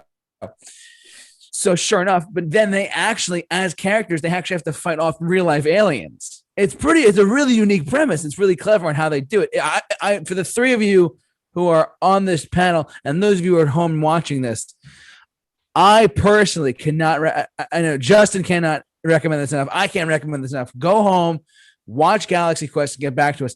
I completely and utterly agree with Justin on this one. Bravo, my friend. You did a good job. That was Even a good if pick. you're not a Star Trek fan, Yeah. this is something you need to watch. Even if you hate Star Wars or Star Trek or sci-fi films, Battlestar Galactica, whatever, just watch this show movie, and you will be. It's really great for what it is. Truthfully, I personally recommend it, and Justin does too. But like, because it doesn't only make fun of the show, it makes fun of the fans. yeah, literally, and it does not hold back. so many hardcore, die-hard, like bleed Star Trek fans are like, I love this movie. So I recommend it. It's a fun watch for if you're into like sci-fi and interesting premises. This is one definitely to check out. And plus, it came out in what, 99? Is that right? Yeah, 1999. Yeah. So all right. Any other final comments for Galaxy Quest at all from anyone? Any other thing you want to know? I've never Anything seen good? it, so I can't speak much. So I can't speak on the matter. Okay, Eric, Andrew, anything or no? I'm good. Never seen it, and I'm only indifferent to Star Trek, so Gotcha. Either way, it's I don't think I have much to contribute here. it's all right. It's all what worth do it you though. what do you think about like the Star Trek fan base? They're really diehard. I'll tell you that. Yeah. Really, like you think Star Wars? No offense, Andrew. Like Star Wars fans are diehard. Star Trek fans are like oozing blood diehard. All I really know about Star Trek fans is that I think they don't like Into Darkness. Which, funny enough, that's the only Star Trek movie I've ever seen. That's all right. Eric, you and I will talk. Movie. Eric, you know, Wrath of Khan is the best one. Anyways, I'm gonna give you. Yes, this is my pick for my number 3. I'm going last, of course. Then we'll go to 4, and then because I know some of our hosts tonight only have 4 picks, so when they're done, we'll just finish off after that. No, So, I got one. I got one more. So. Oh, you got you have 5. I have a 5th. You have a 5th. Okay, just checking. All right, good. My number 3 out of 5, and this is again mine is no particular order. Ratatouille, not the food, the movie, the movie.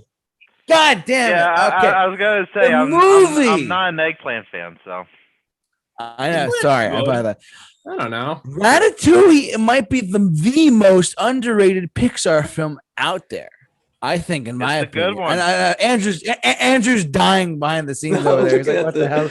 Bottom left corner. I don't know. Does this even count? Oh no! Underrated. It was. Oh god, It we was shouldn't be showing this on camera. Oh my god, I'm sorry, everyone. I don't know. Let me get a picture and fix it. Hold on. Like it did well critically, and it made a lot of money. And I know, I've never It's seen the it first once and Pixar enjoyed movie it. to tackle drug abuse. it won That's best animated movie, didn't it? I think so, but as far as like, I think the general consciousness goes, when you think of like if someone said to me like, "Hey, what's your favorite Pixar movie?" I'm like, Toy Story or Monsters Incorporated or Up. Ratatouille is towards the bottom of the list in my head. For you guys, it might be a different story, but I think Ratatouille is a fantastic animated movie, personally, and I think it's high.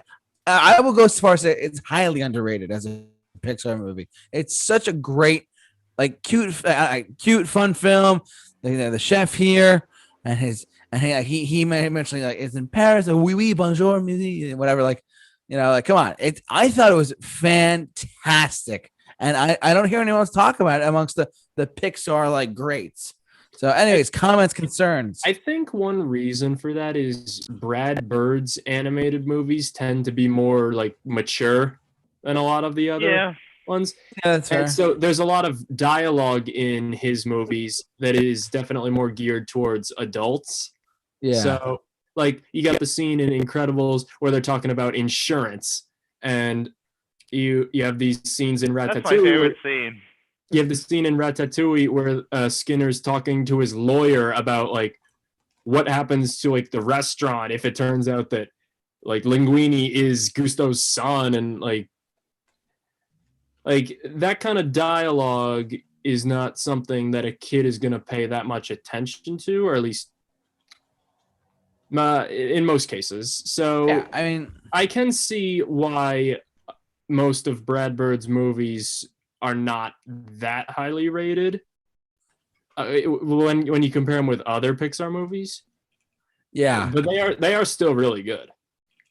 yeah. He's a great director too. He directed Mission Impossible 4. He's a great guy. Ratatouille, anyone? The only dud Brad Bird's really had was Incredibles 2. no, what was it called? Imagination Land or something like that. Tomorrowland. Tomorrowland. Thank you. I was gonna say, did Brad Bird make that South Park special, Imagination Land? I mean, maybe. Had to make a major step down in animation for that, but I'm sorry. I have to look at this. Keep going. I think JT. Yeah, I remember seeing this in theaters. I remember liking it. I don't remember loving it, but I remember liking it. I don't think it's towards the bottom per se in terms of JT, Pixar's you like filmography, but I had to. Anthony Kent says Tomorrowland belongs on this list. I mean, I didn't even think of that, but that's me. oh, Ants. Yeah. Never seen it. I'm assuming you know him. Any other comments for Ratatouille before we move on to our fourth film that we think is underrated? Any other comments? Oh my god. I think I'm good. Yeah, I'm good. Eric, Andrew, Justin, TikTok, anyone? Kidding. The rat's name All right, is Bill, you're up. Number 4. Okay. Sorry. You know what? You're I've me. noticed something on my list so far. You ready? You ready? Yeah. I haven't picked a sequel yet. So, Okay. this is going to be unusual, but I'm going to have to ask everyone to please bear with me. My underrated pick, and this is, I think, a very underrated sequel, Gremlins 2, The New Batch. Okay. What's wrong, Justin? I spelled it wrong. Nothing. I actually haven't seen the full movie, so. I didn't even know there was a sequel, The dude. first Gremlins, or Oh, I've seen the full movie of the first one. It's a great Gizmo. movie. But the second one I still have to watch. Yeah, the second one is okay. Here's the second one. Gizmo's back. Oh, look at that! Go back there. Look at him! Look, not him. Go Do I back. have to? I'm about to say. Look at him! Isn't he adorable? Gizmo's reunited with his former owner for the first one, Billy, after Mr. Lin dies, Mr. Wing dies, and this time he's in New York City. And okay, for those of you who haven't seen the first Gremlins, there's 3 rules. Rule 1: don't put them in light. They're scared of light, especially sunlight. It'll kill them. 2: don't get them wet. They multiply. And 3: don't wish Phoebe Cates Merry Christmas. Well, yeah. The third the third rule is, under no circumstances, no matter how much they beg, no matter how much they cry, don't ever feed them after midnight. But it's So- always after midnight, It's all- relatively. yeah, I was gonna say, isn't it always after midnight? I didn't like the rule. But you know, this time instead of a small town like the first one, they're in New York City. Gizmo gets wet. They eat after midnight, and then the Gremlins run amok. And Gremlins 2. Gremlins take Manhattan. the original. That was actually the Gremlins original. 2, Electric Boogaloo. I would see that one. But yeah, and also the trailer is pretty cool. Let's just go. We warned you. Don't get them wet. We warned you. Don't put them in light. And we warned you. Don't feed them after midnight. But you didn't listen. Dun, dun, dun, dun. And then Naughty, naughty. and then it's recent, and it's like recently. No, this movie, it's just so okay. 1, Gizmo is so freaking cute, and 2, and okay, the first one is more of a comedic horror movie, more of like, more like a family friendly horror movie. This one, they try to play it for satire.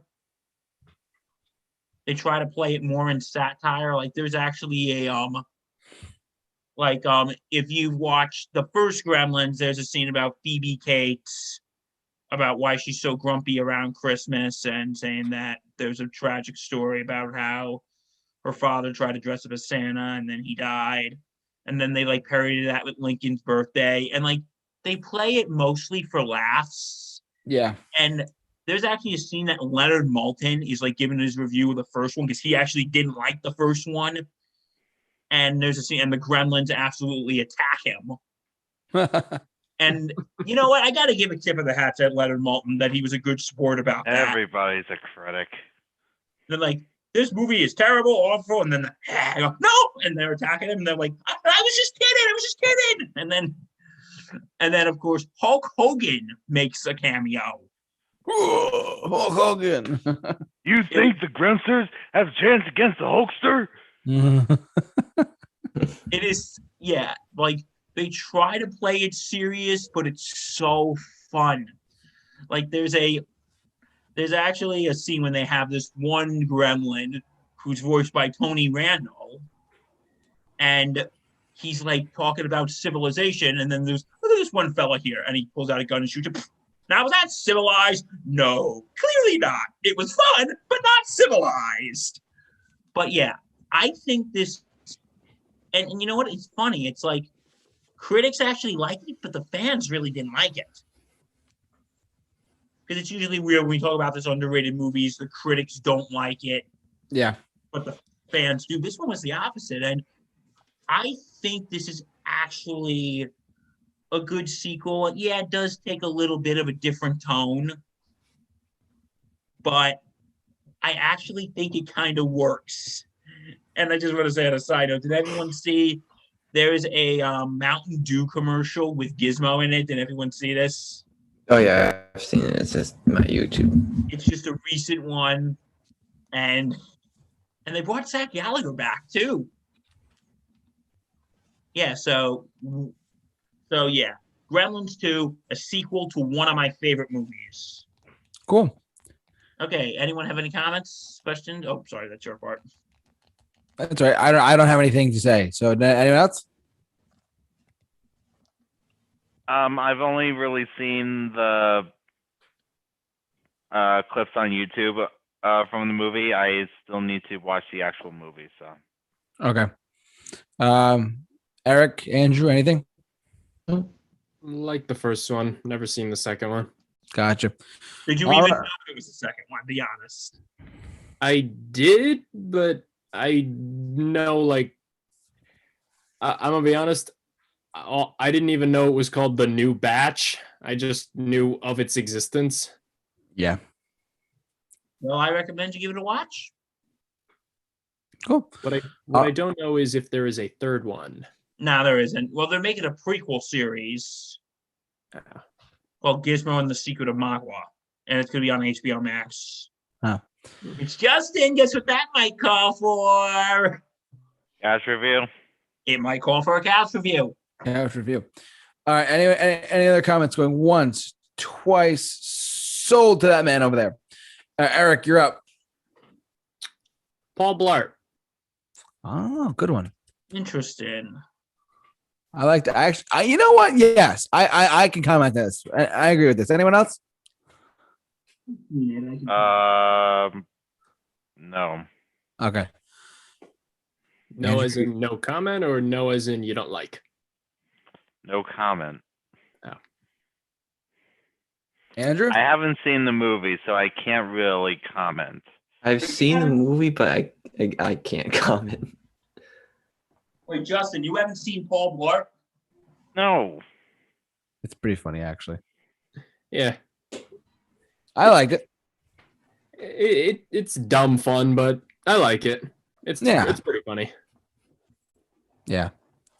I also agree with Eric. I agree with you. I think this actually I didn't even think of this. This is a good one, but I have no comment whatsoever to say on this because I liked it, but I didn't like. I don't know. There's not much to go off of for me on this. And everyone else kind of said their part, but I liked it. I think it's entertaining. It is. Yeah, I mean, there's not much to say about it. I thought it was funny. Yeah, me too. So About it. I like the Segway or Speedway, whatever it was. All right, who's up? Andrew. And well, any other comments? Going once, twice. Sold to Andrew. What's up? Someone mentioned this a couple weeks ago as overrated, and I wholeheartedly disagree. I think it's underrated. Yeah, you're already typing it in. Him and I talked about this the other day. No one went to see this movie because again, it's just I think the first Star Wars movie to do poorly at the box office. Yeah, because people were pissed at The Last Jedi. People were mad about Last Jedi. There was a lot of like behind the scenes like drama that got like was talking about, and the marketing wasn't good. Like the first trailer came out like the Super Bowl weekend when the movie was set to come out in May, so it didn't have enough time to build up hype, and the trailers itself weren't that good. But the movie itself I find to be very enjoyable. It's a fun movie. There's the action in the movie, like the choreography of the fight scenes, how it's really well choreographed. The music is not talked about. Like the theme for like the main villain in this movie is probably one of my favorite pieces of Star Wars music, other than the Mandalorian's theme. And I can't remember who did the soundtrack for this movie, but it really does I think hold up with John Williams' original score, and it's just unique in how it's a very different take on like the music in Star Wars. And of course, Lando in this movie was excellently cast and played.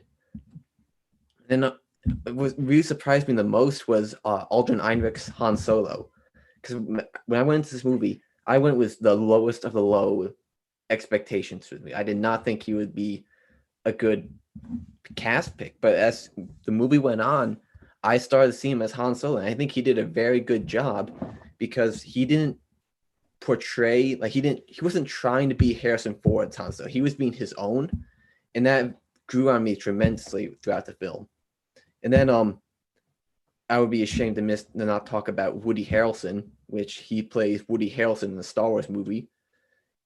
That's what else do I want from Woody Harrelson? He was a fun character. And then, of course, the twist at the end was the revealing of the main villain behind the curtains and all that stuff, how it ties into Clone Wars. I love that connection. I really wish they keep going through with that. I hope to see more of that stuff. I thought it was really funny how they just confused the hell out of anyone who wasn't watching the Clone Wars. Yeah. You're like, wait, I thought this character died. I'm aware that the character was still alive somewhere. I just didn't think it was a necessary twist. No, I just didn't think it was a necessary twist. It was it was a surprise, to be sure. But a welcome one. But a welcome one.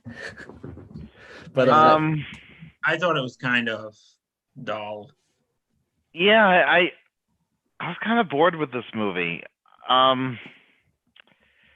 One, I did not like the look of the movie. It is very dark, as in it's hard to see stuff. It's like the it's like the DP had his eyes dilated each and every day it was on set. It's as dark as a Zack Snyder movie. No, darker. Because at least with the Snyder movie, he has a metallic shine to his movies. Mm. Here, it's like Aliens. It's like they forgot to turn on the set lights. Yeah, I get what you mean.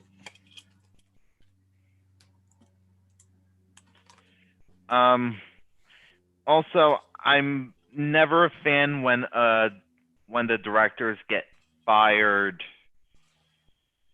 right after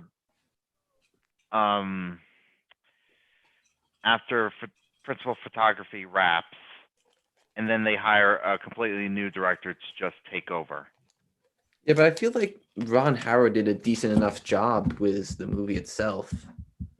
It's not like a situation in which Chris Trevorrow and J.J. Abrams. It's the producer's job to support the director's vision. So when the directors being Phil Lord and Chris Miller of Jump Street fame, of the Lego Movie fame, of Cloudy with a Chance of Meatballs fame, these big time directors who gave up the Flashpoint movie for this movie, might I add.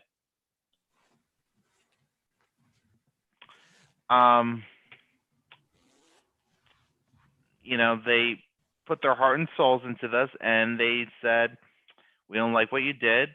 You're fired." You know what? You might have been able to turn a profit if you just accepted your loss and just ran with the movie that the directors you hired were hired to make. Okay, I don't think so. One of the things for this movie was that we didn't really need Solo, a Star Wars story. It wasn't one that people were asking for, and I agree with that. I still think it's a fun movie regardless, but it's not something. I don't think it was going to sell. They will sell as many tickets as they were hoping for it originally. Part of me thinks that the reshoots had a big reason for that, because they reshot 75% of this movie.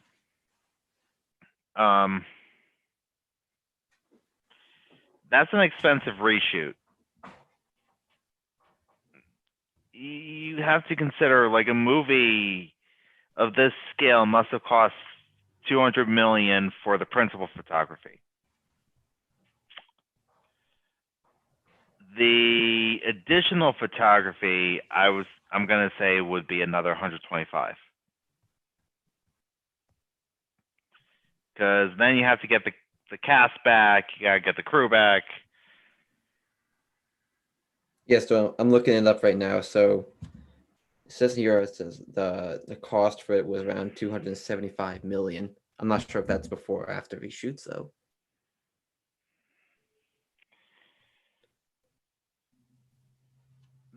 In order for this movie to have been considered successful, it needed to make 3 times its budget. Yeah, and it did not make that. It went under. Yeah. It was the first bomb for Star Wars.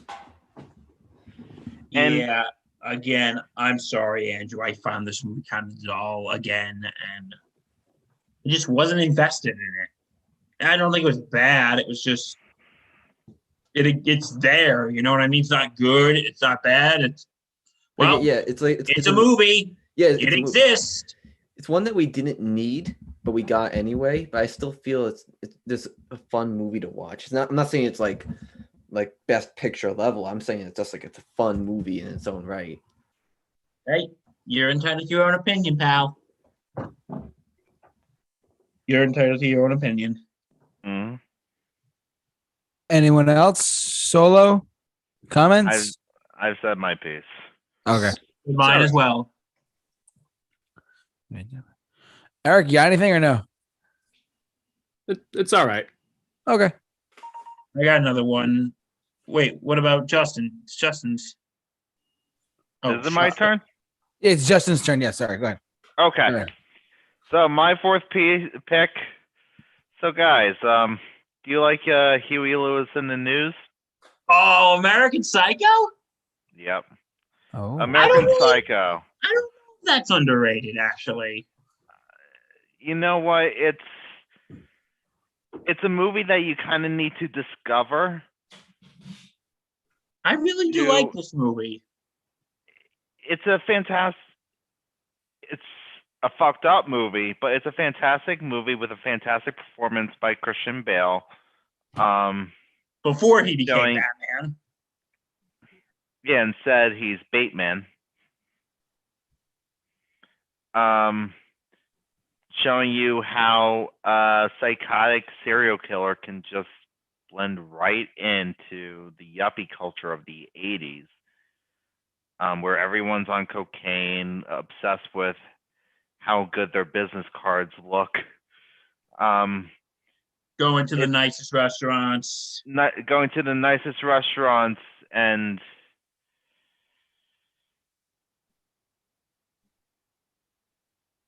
he just hides this darkness from everyone, but he doesn't really, because at every chance he takes, he admits that he's a serial killer and he's utterly insane.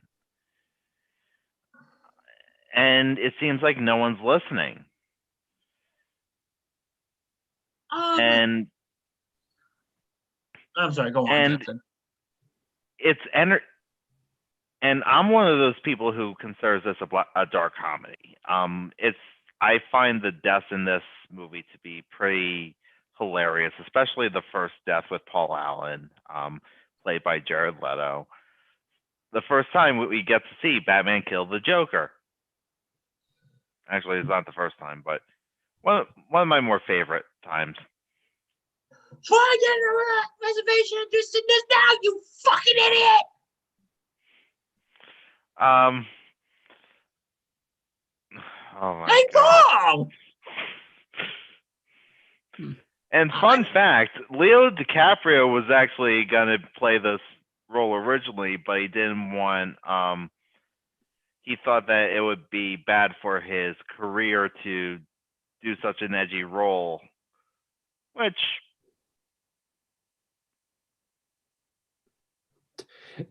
He saw it and was like, well, this isn't going to help me win an Oscar. 16 He years. won Well, you know after. what? It might have. It just might have if Leo did it. Because, Christian Bale did a fantastic job. Christian Bale's an interesting actor. So, Justin, why do you think this is underrated? I really don't know if this is underrated. Because this is a movie I had to kind of discover this movie. Let me look how well it did at the box office, because I don't think it was. Also, when this movie came out, it was actually received rather mixed.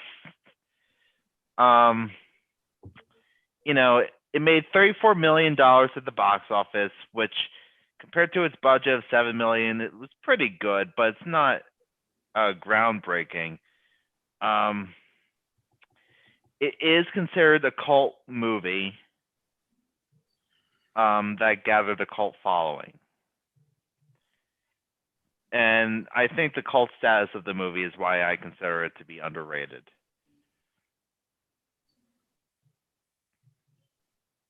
Okay. All right. I just want to say, and also a little fun trivia here. Ready?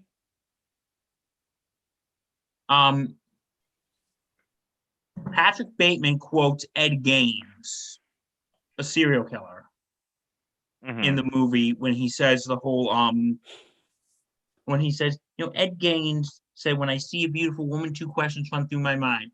One, should I ask her out on a date? And two, how would she look? How would she look with her head on a something?" On a pike. And yeah, and what's Patrick's last name? Bateman. Ed Gaines was actually the inspiration for Norman Bates in Psycho. I didn't know that. And Patrick's last name is Bateman, so it's probably a call to Norman Bates. Now there's an interesting fact to impress your friends at parties with while you social distance. As I go out on my next date, that's the first question I'm going to ask. Did you know? Did you know? like that- Huey Do Lewis not in the ask your news? next date that question. Oh my God. It'd be so funny. Did you know Norman Bates? Did you know Ed Gaines was that Norman Bates was inspired by Ed Gaines? That's a great pickup line. Anyways, any other comments for American Psycho? Let's say Psycho. American Psycho. Any comments, questions, concerns? Going once. Anyone else at all? Going twice. Sold to myself. All right, here's my fourth pick. This movie, I remember this Wallace one. and Gromit and the Curse of the Were-Rabbit. Everyone loves it. How's it underrated? I think it's underappreciated. So this kind of goes back to what me and Bill were talking about last week with underappreciated shows are underrated, not that are not necessarily underrated, but more underappreciated. This movie, yes, everyone who is our age knows about it and loves it for what it is. I think, to be completely honest with you, it's a little bit underappreciated for the genius that it is. I saw a YouTube video for this movie from 2005, and it was a review in 2005 about this movie. And the comments that were said about this movie were, there's nothing wrong with it, but it's not perfect. And I said to myself, I can't find anything wrong with it necessarily. Yes, I'm sure you guys can agree with that. As far as like continuity errors or like actual animation, because let's not forget, this is a claymation movie. I mean, how many times, like it literally says in here, from the creators of Chicken Run. Chicken Run was another stop motion. Yeah, I remember that movie as well. Yeah, I think that also the guys who do these movies, like they also did the one more than a couple years ago. What's the one? It's not The Croods. What's the other? Okay. Missing Link. Before Man, Dawn of Man. What was the one? I can't think of it. Justin. Yeah, it was the most recent one I believe was Missing Link.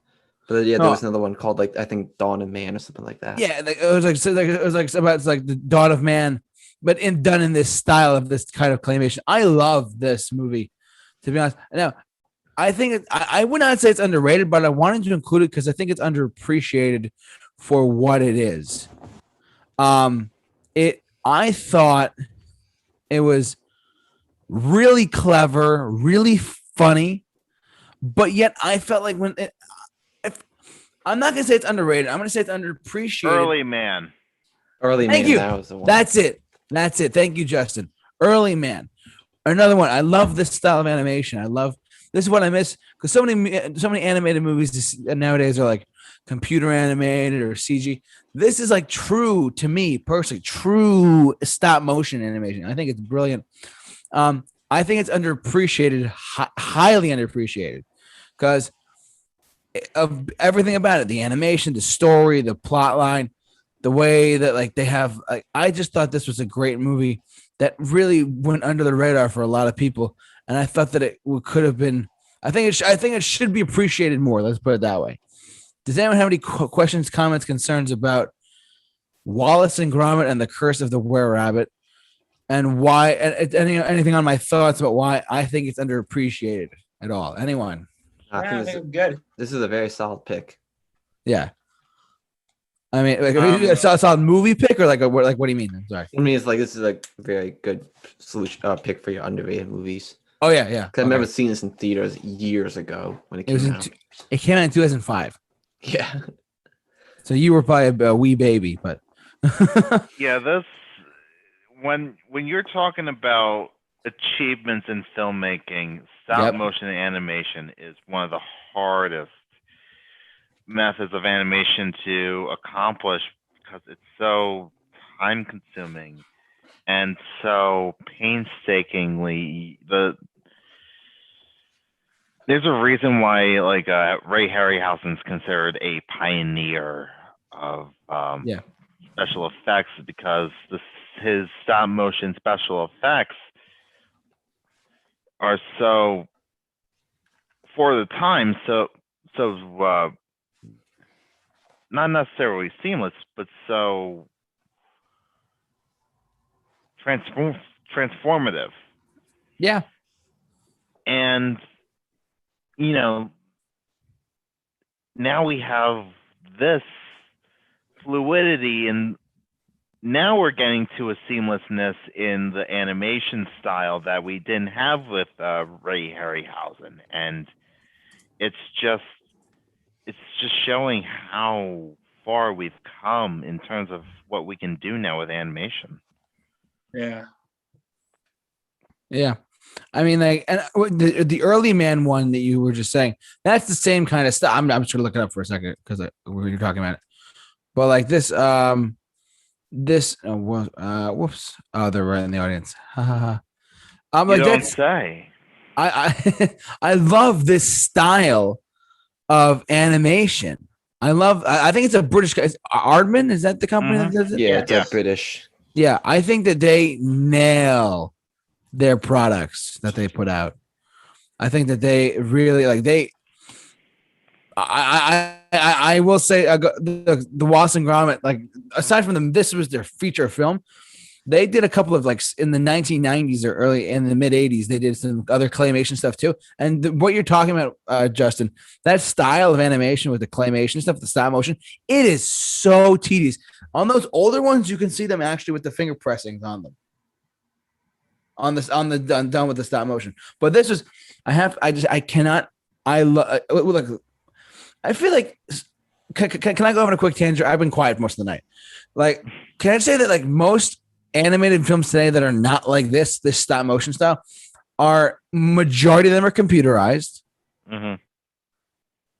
And like, I don't know why it's popping in my head, but like so many of the ones are just crap nowadays. Like Emoji Movie or Boss Baby, like give me a break. These are stupid movies.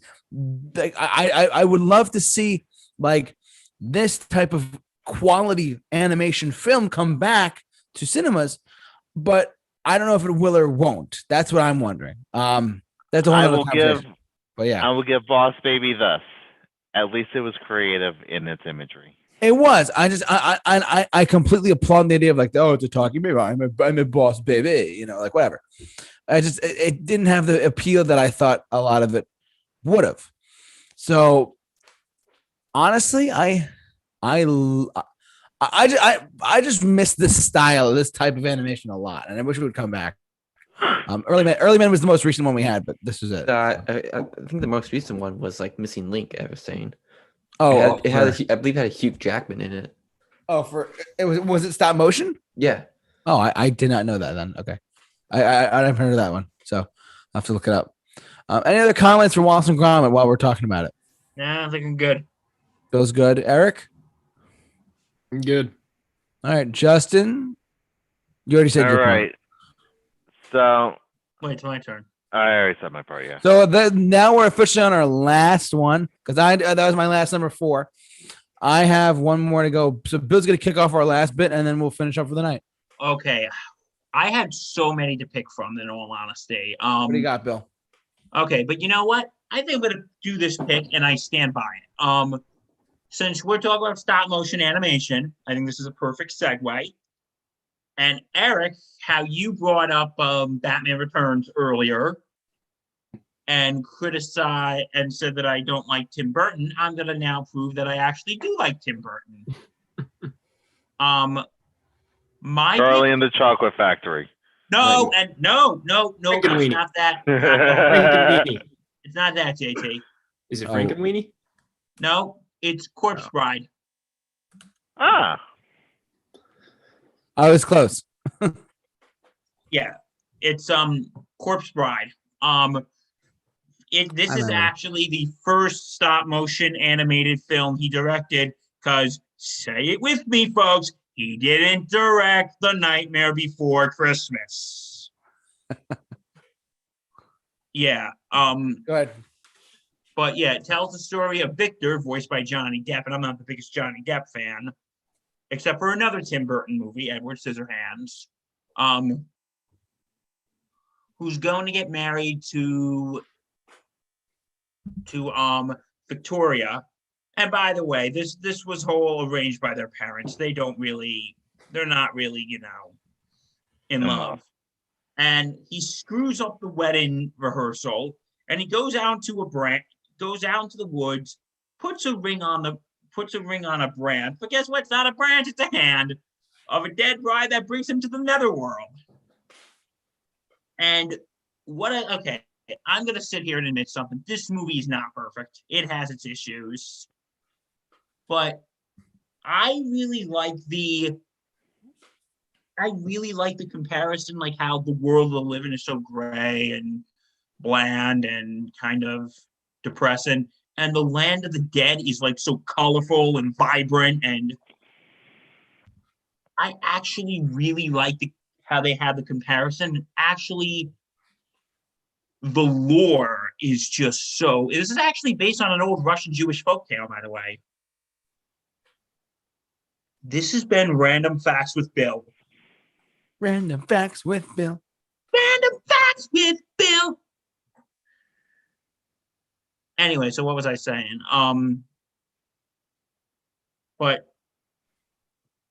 And I just think the Corpse Bride just has such a good personality, and the ending is absolutely.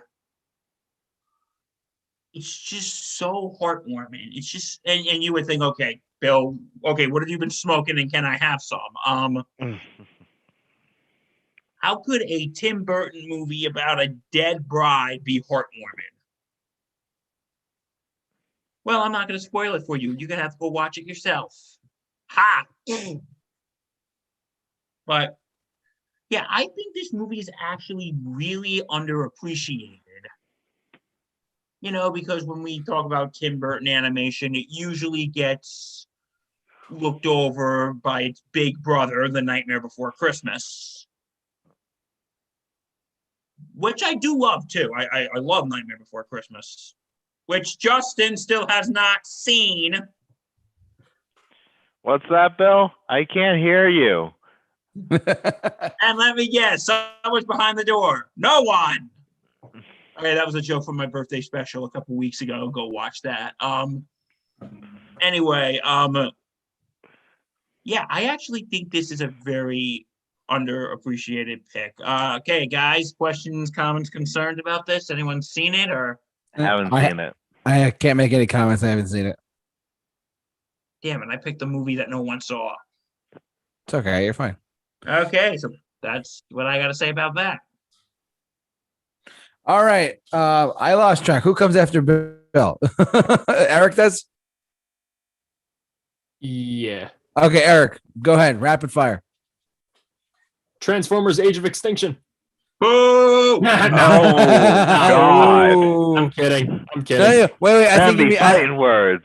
I think you mean Transformers: The Last Night. Oh. Oh Even God! worse. Keep I'm digging. Keep Everyone, digging. join in. Shame. Shame. I'm kidding. I don't like any of them. They're except for Bumblebee. It's fair. Okay. Bumblebee's good. But Bumblebee, I like. I think The I second disagree. Turtles movie. I disagree. Okay, so I disagree with the fact that Ratatouille is underrated because I think it's rated pretty much right where it should be. Okay. So I will raise you the Iron Giant, Ooh. which Wow. is actually, in my opinion, criminally underrated. It did Sorry, not a tattoo. Autocorrect's killing me it tonight. did so poorly at the box office, and it's Superman. probably Brad Bird's best movie. Yeah. listed it. But unfortunately, the most unfortunately named protagonist with Hogarth. What's his name? Hogarth.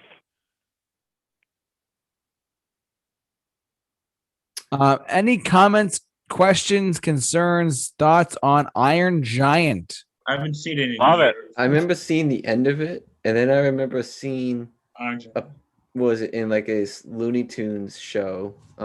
Yeah, right. I remember Daffy this Duck too. made a parody of it, something like I that. still watch the ending of that movie and I start tearing up. Best Vin Diesel performance. Yeah, only matched. Best performance since We Are Groot. Yeah, I was Yeah, gonna that's say the- only matched by Groot in Guardians of the Galaxy. I am Groot. I am Groot. Which Oh, will undoubtedly God. be God. topped by Sylvester Stallone's performance as a giant anthropomorphic shark in The Suicide Squad. Hmm. Yeah. I have nothing to say. I actually like this one a lot, though. I will say Yeah, that. this was a good one. I don't think anyone dislikes this movie. No, you have to have a heart of iron. Ba-dum-bing. Any other closing thoughts for Iron Giant, other than it being a very good classic film? Anyone going once, twice?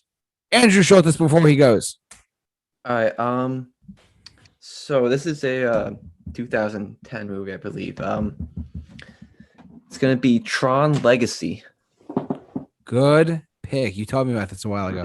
It was my first thought when it came to underrated movies. I remember seeing this again as a kid, but it's just the visuals for this movie are amazing. Daft Punk in this movie, the soundtrack is amazing. R.I.P. R.I.P. Punk. And they even make a Too cameo in soon. it too. And the story I still find to be very enjoyable for the most part. The only thing I dislike is probably many people's critique is that Jeff Bridges CGI de-aging. It doesn't even look Yeah, like Marvel didn't crack the code yet with that. No. It's like it's like whenever Disney tries to give Tron a chance, they make a movie, it doesn't do that well, and then they cancel the franchise and wait now like 40 years. And now we're getting another one like a couple of years or something like that with Jared Leto. But no Daft Punk soundtrack, unfortunately. Because I'm going to be honest, one of the main selling points for Tron Legacy was the Daft Punk soundtrack. Any thoughts on Tron? I haven't seen it. I can't comment either. Sorry. I've seen bits and pieces of it. Looks cool. I mean, it's pretty much the coolest style you could possibly get with, It looks a lot better than the original movie does. Yeah. And Andrew, this is a sequel to the original one, right? Yes, this is a sequel. Gotcha. Okay. The visuals do look amazing. Yeah, that was something I loved. So, Any other thoughts for Tron Legacy? And before Andrew goes, I just want to say thank you so much for coming on tonight, dude. Yeah, no problem. Asm, nice meeting you finally Yeah, nice meeting in you guys. person. So he is. Come back anytime. I'm sure if we were to do another Star Wars video, he'll be definitely on because he's a big Star Wars fan. Well, I would like to do a video game one. Oh, that's right. I forgot you wanted to do that with us. Yeah. A plug for another time. I'll let you. We'll keep in contact about that. Okay, cool. And I'll keep you guys updated about that too. Andrew, thank you so much. You can. You're free to go if you want. So, All right, awesome. Hey, you guys have a nice night. you too. Thanks, bud. Good night, pal. See you later. He's good. All right. Thank you, Adam. Thank you for so much for joining us. Now and then it remains the four of us. What do we got? So, Justin, what's your fifth pick before we go to mine? This one, Eric, you like Spider-Man 3 so much, huh? So I do. I'm gonna raise you a Guardians of the Galaxy Volume 2. Okay. I like that movie more than the original. Ooh. No, wait, I knew that. You know, okay. I like Guardians of the Galaxy 2, but the thing that really holds it back for me is the comedy. I cringed at a lot of those jokes. Okay, yeah, I'll give you that some of the comedy in it, not all of it, some of it didn't land. But a lot of it for me did land. I think some of the jokes actually work better with repeat viewings, and once you get more of an understanding of these characters, that it's in their nature to joke. It's in Infinity War, they were joking the same amount Well, as I normally well, it's not that I don't like the Guardians comedy. I thought the first movie was hilarious. I thought they were great in Infinity War. I just didn't really like the comedy in this movie. Was it the amount, or was it like certain jokes?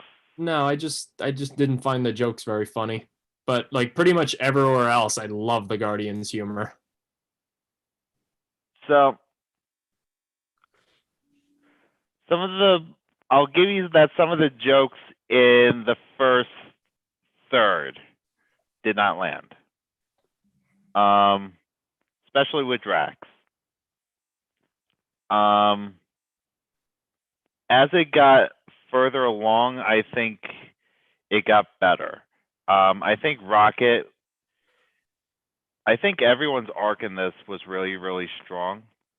I especially felt for Rocket. I especially felt for Yondu. Every scene with Yondu was fantastic. I saw this movie 3 times in theaters, and by the third time, I started to cry at the ending. Once they started playing father and son, to this day, and when I hear that song, like, I'll start tearing up because of this movie.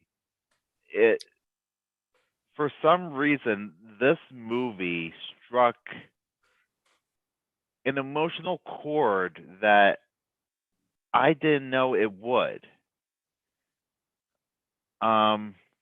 Maybe it's the familial themes in this movie, because family is a really strong theme in this movie. Everyone's arc is related to family. Gamora's arc is related to Nebula, and how she was being a horrible sister to her in the past, and now that whole thing's going on. Rocket is being this self-sabotaging asshole so that he doesn't get the chance. He's sabotaging his relationship with his family Because so that so that he can control, so he can have control over his, and it's a feeling that I can relate to. Like, I see a little bit of myself in every one of these characters.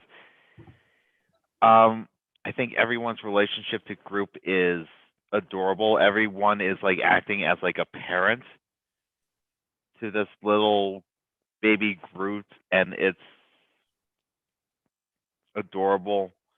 And I think all the comedy with the Ravagers was really strong. Personally, I know some people might find it a little meh, but I found it really strong. I thought that the action sequence on the Ravager ship was, with the arrow. yes, I thought that was phenomenal. I thought the music choice was phenomenal. And I thought the additions to the music, I want an official release of that track. I'm gonna chime in for a sec. I like the first one better. I think the action was better in the first one, but I think the comedy was better in the second one. And because I like that, goes, do you have tape? No. Wait, would this work when that's all going on? And of course, I am Groot. I am Groot. I am Groot. No. And of course, the scene that makes me cry. Boy, he may have been your father, but he wasn't your daddy. Like I said, every scene with Yondu was perfect. Like, that was probably the first MCU death that really impacted me. I like the movie, and I like the action, and I like the character stuff, and I like the story, but the comedy just really bogs it down for me because it's just very cringy at times.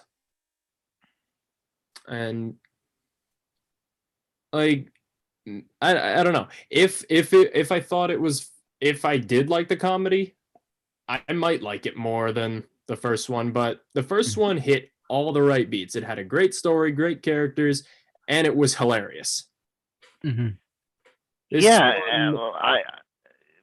but to me, for me, the Volume 2 just hit the emotional beats better. That's just me. I think the emotional beats just work better for me. It definitely does have better character development than the first movie. It's kind of hard to get past that bit with the comedy for me, though. It's just, it takes me out of the movie a lot. Gotcha. It's just that I can only think of like 5 jokes in the movie that I would say I didn't like the joke. All right. Anyone? Sorry. Did anyone have any more comments for Guardians, or Nope. you guys are good? Bill, you good? Justin? Yeah. Anything, or Eric? You guys good? I'm good. All right. Well, I guess everyone, it comes down to my last pick. It's the final countdown, baby. Countdown. And this was the last minute substitution too, because I initially said I didn't choose a superhero movie. Oh, well, I thought it was a good debate, but I'm curious to see what you guys have to say about this. This is a movie that, out of all the 80s classics, Oh no, he's tackling the 80s. this one does not, in my opinion, again, going back to what I was saying before, does not really get talked about a lot. So I think what? Commando? No. Fletch. That's a good one, though. That's a good one, too. But I chose this one. It may sound girly, but I do like it quite a bit. And This is underrated? This is not underrated in the slightest. Hear me out. Okay, Will, you have 30 seconds. Go. It's my fucking show. I can talk as long as I want to. When you think of, and I understand your reaction was, I kind of expected it, but like, honestly, I think that this movie in particular does not. I'm going back to the Wallace and Gromit argument I made. How it's underappreciated compared to like most of the '80s films, the films that came out, and then it was 1987. Think about all the films that came out in 1987 that are like still iconic films today. Saving Private, I'm not Saving Private. Like I can't think, whatever, but like a Full Metal Jacket, Naked Gun. There's some iconic films that came out like that year. This one I felt is, to be honest, it's a little bit underappreciated in my opinion. Yes, it's a classic, but I think it's slightly underappreciated because it's got a great story. It starts with the grandfather reading the book to his grandson because he's homesick or whatever. This movie is literally renowned for like having one of the greatest scripts of all time. It really, and I agree with that. But I'm pretty sure this is on the AFI list of 100 greatest movies. Yeah, Mr. Mahoney, you're really not making your case. How can you say this movie is underrated when it is quoted endlessly? Like every scene in this movie, there is like a quote that is remembered to this day. It's inconceivable. As you wish. My name is Guillermo Montoya. Your father is going to die. Your father is going to die? Well, what? Story? What's that line? You have one job, Bill. I'm sorry, my brain is operating at like 50%. I'm less than 50% right now. My name is Inigo Montoya. You killed my father. Prepare to die. I'm kidding. I'm kidding. I got a funny story about that line though. So what do you got? I was watching this thing on the Yes Network called Center Stage, and Rob Reiner was on there. He goes, I was walking out of Carmine's, and John Gotti walks in, and he said his the guy who was walking him looked like Luca Brasi from The Godfather, and he points to me and he goes, "You killed my father, prepared to die." And he goes, "You're in the Princess Bride. You did that. I love that movie." This big mafia guy is telling Rob Reiner that he loves The Princess Bride. That's actually pretty funny. Yeah. Okay, so you had Batman and Robin there. That was a joke while you guys were talking. Good, because I was about to do a good old-fashioned ripping. Oh my god. So to be fair, someone pointed out on the chat board that it did not do well. This one did okay at the box office at best. So I mean, yeah, but I'd still say it's not underrated in the sense that it is talked about plenty to this day. Because JT, think about it this way: is every movie that does bad? There are movies that don't do well at the box office, but they do well with critics. All right. Do you want me to change my pick last minute? No, you don't have to. No, I'll do it. Hold on. I guess I just thought of one of them at the top of my head. No one saw this movie. Okay. So not many people talk about it. Let me just finish it off. So look, I saw this movie in theaters. I saw it on a date, and most of you guys have probably Justin may have heard of it. Scratch Princess Bride. Okay, I see your points now. Justin, I like that comment. Strictly for the record. Record? Are we supposed to be writing this down? Batman the Animated Series reference. Batman and Robin. So I am not the biggest. If Matt Hemsley's still in the chat board, I want to give him credit for at least. I mean, he could give me credit for at least talking about this. This movie, okay. So underrated. Because listen, no one saw it in theaters. I saw this on a whim. I was like, oh, let me just go check it. I'm on a date, whatever, go check it. This movie was so great. And Matt Hemsley's still in the chat board. Thank you so much. Like, I saw this in theaters, and I have to tell you, I don't really go see independent films, because I made a YouTube channel that talks about big budget comic book films and whatnot and whatever. But this, for an independent film, this was really great. Like it was like me and the girls with like just the two of us in the theater practically, and this was such a fun film to watch. Like it was a great independent film, and no one else saw it. Apparently, I was like, this is great. So I think the big yes, Scratch Princess Bride. Sorry, my mind wasn't thinking when I made that list. Hipster. But the Big Sick, if you have not seen the Big Sick, it was one of those Amazon films that came out in theaters. It's a true story about how the director of the movie or the writer of the movie, it's about how he met his wife, and it's a real story. And about how he his wife goes through I'll spoil a little bit for you because for those his wife it has a giant goes into a coma. And it's like a typical rom-com scenario. Like, something happens to the girl, and whatever. But it was a really great story, and apparently it's true too, which I thought was fantastic. The casting was great. That's actually I know last night Bill and I talked about Everybody Loves Raymond. That's Ray Romano right there. From he's a great actor. I love Ray. And Holly Hunter from Batman v Superman. She was the court judge. She's right there, and I forget the actor's name here, but he's really funny. Kumail Nanjiani. Yeah, he's great. And his parents and his brother, his mom wants him to. He's a big nerd. He loves the X-Files. Bill and I were talking about this before. Like he loves the X-Files.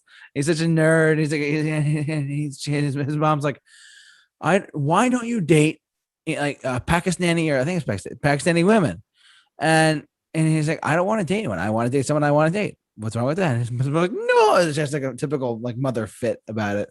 And she just I thought it was a brilliant film. I thought it was just great. I cannot hype this movie up enough because no one saw it. And honestly, the critics really liked it too. But as far as underrated goes, in the public consciousness, barely anyone saw it. And like I said, I can't recommend this enough. Big Sick, go for it. Seriously. Any thoughts on the Big Sick before we wrap up tonight's show? I haven't seen it, so I can't say anything. Exactly my point. I saw the movie. It's a good movie. Yeah. I can't say that I was completely in love with it like you are, but it was a great film.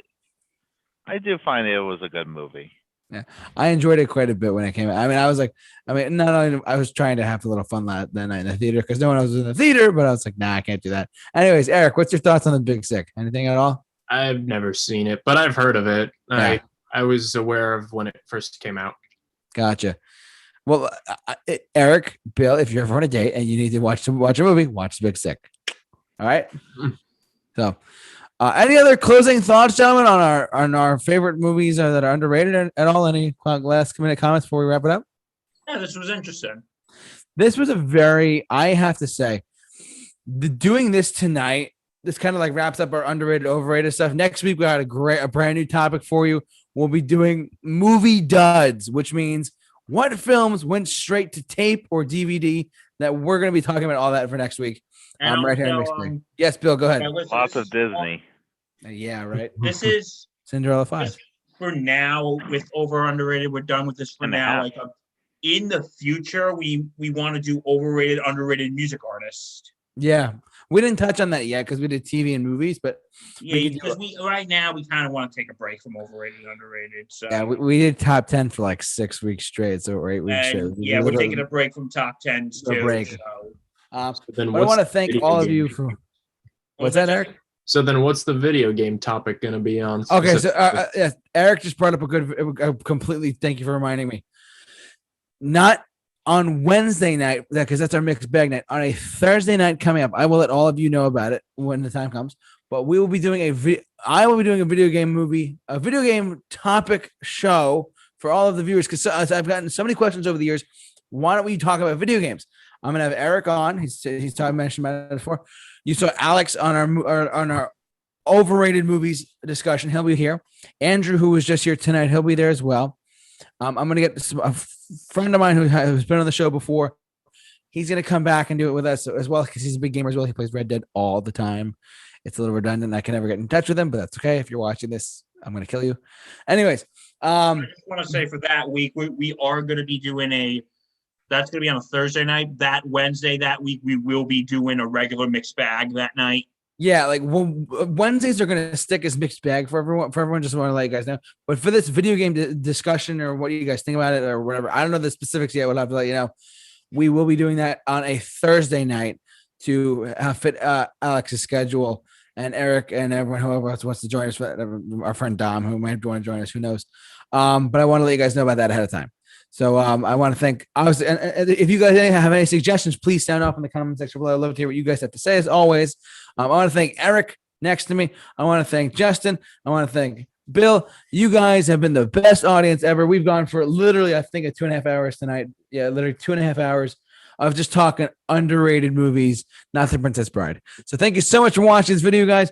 You guys are amazing. We'll see you guys next week, and stay strong. It's plug for Sports Insanity Podcast down below. I did it for you. Check me out. Check us out. We're available on all platforms. Yep.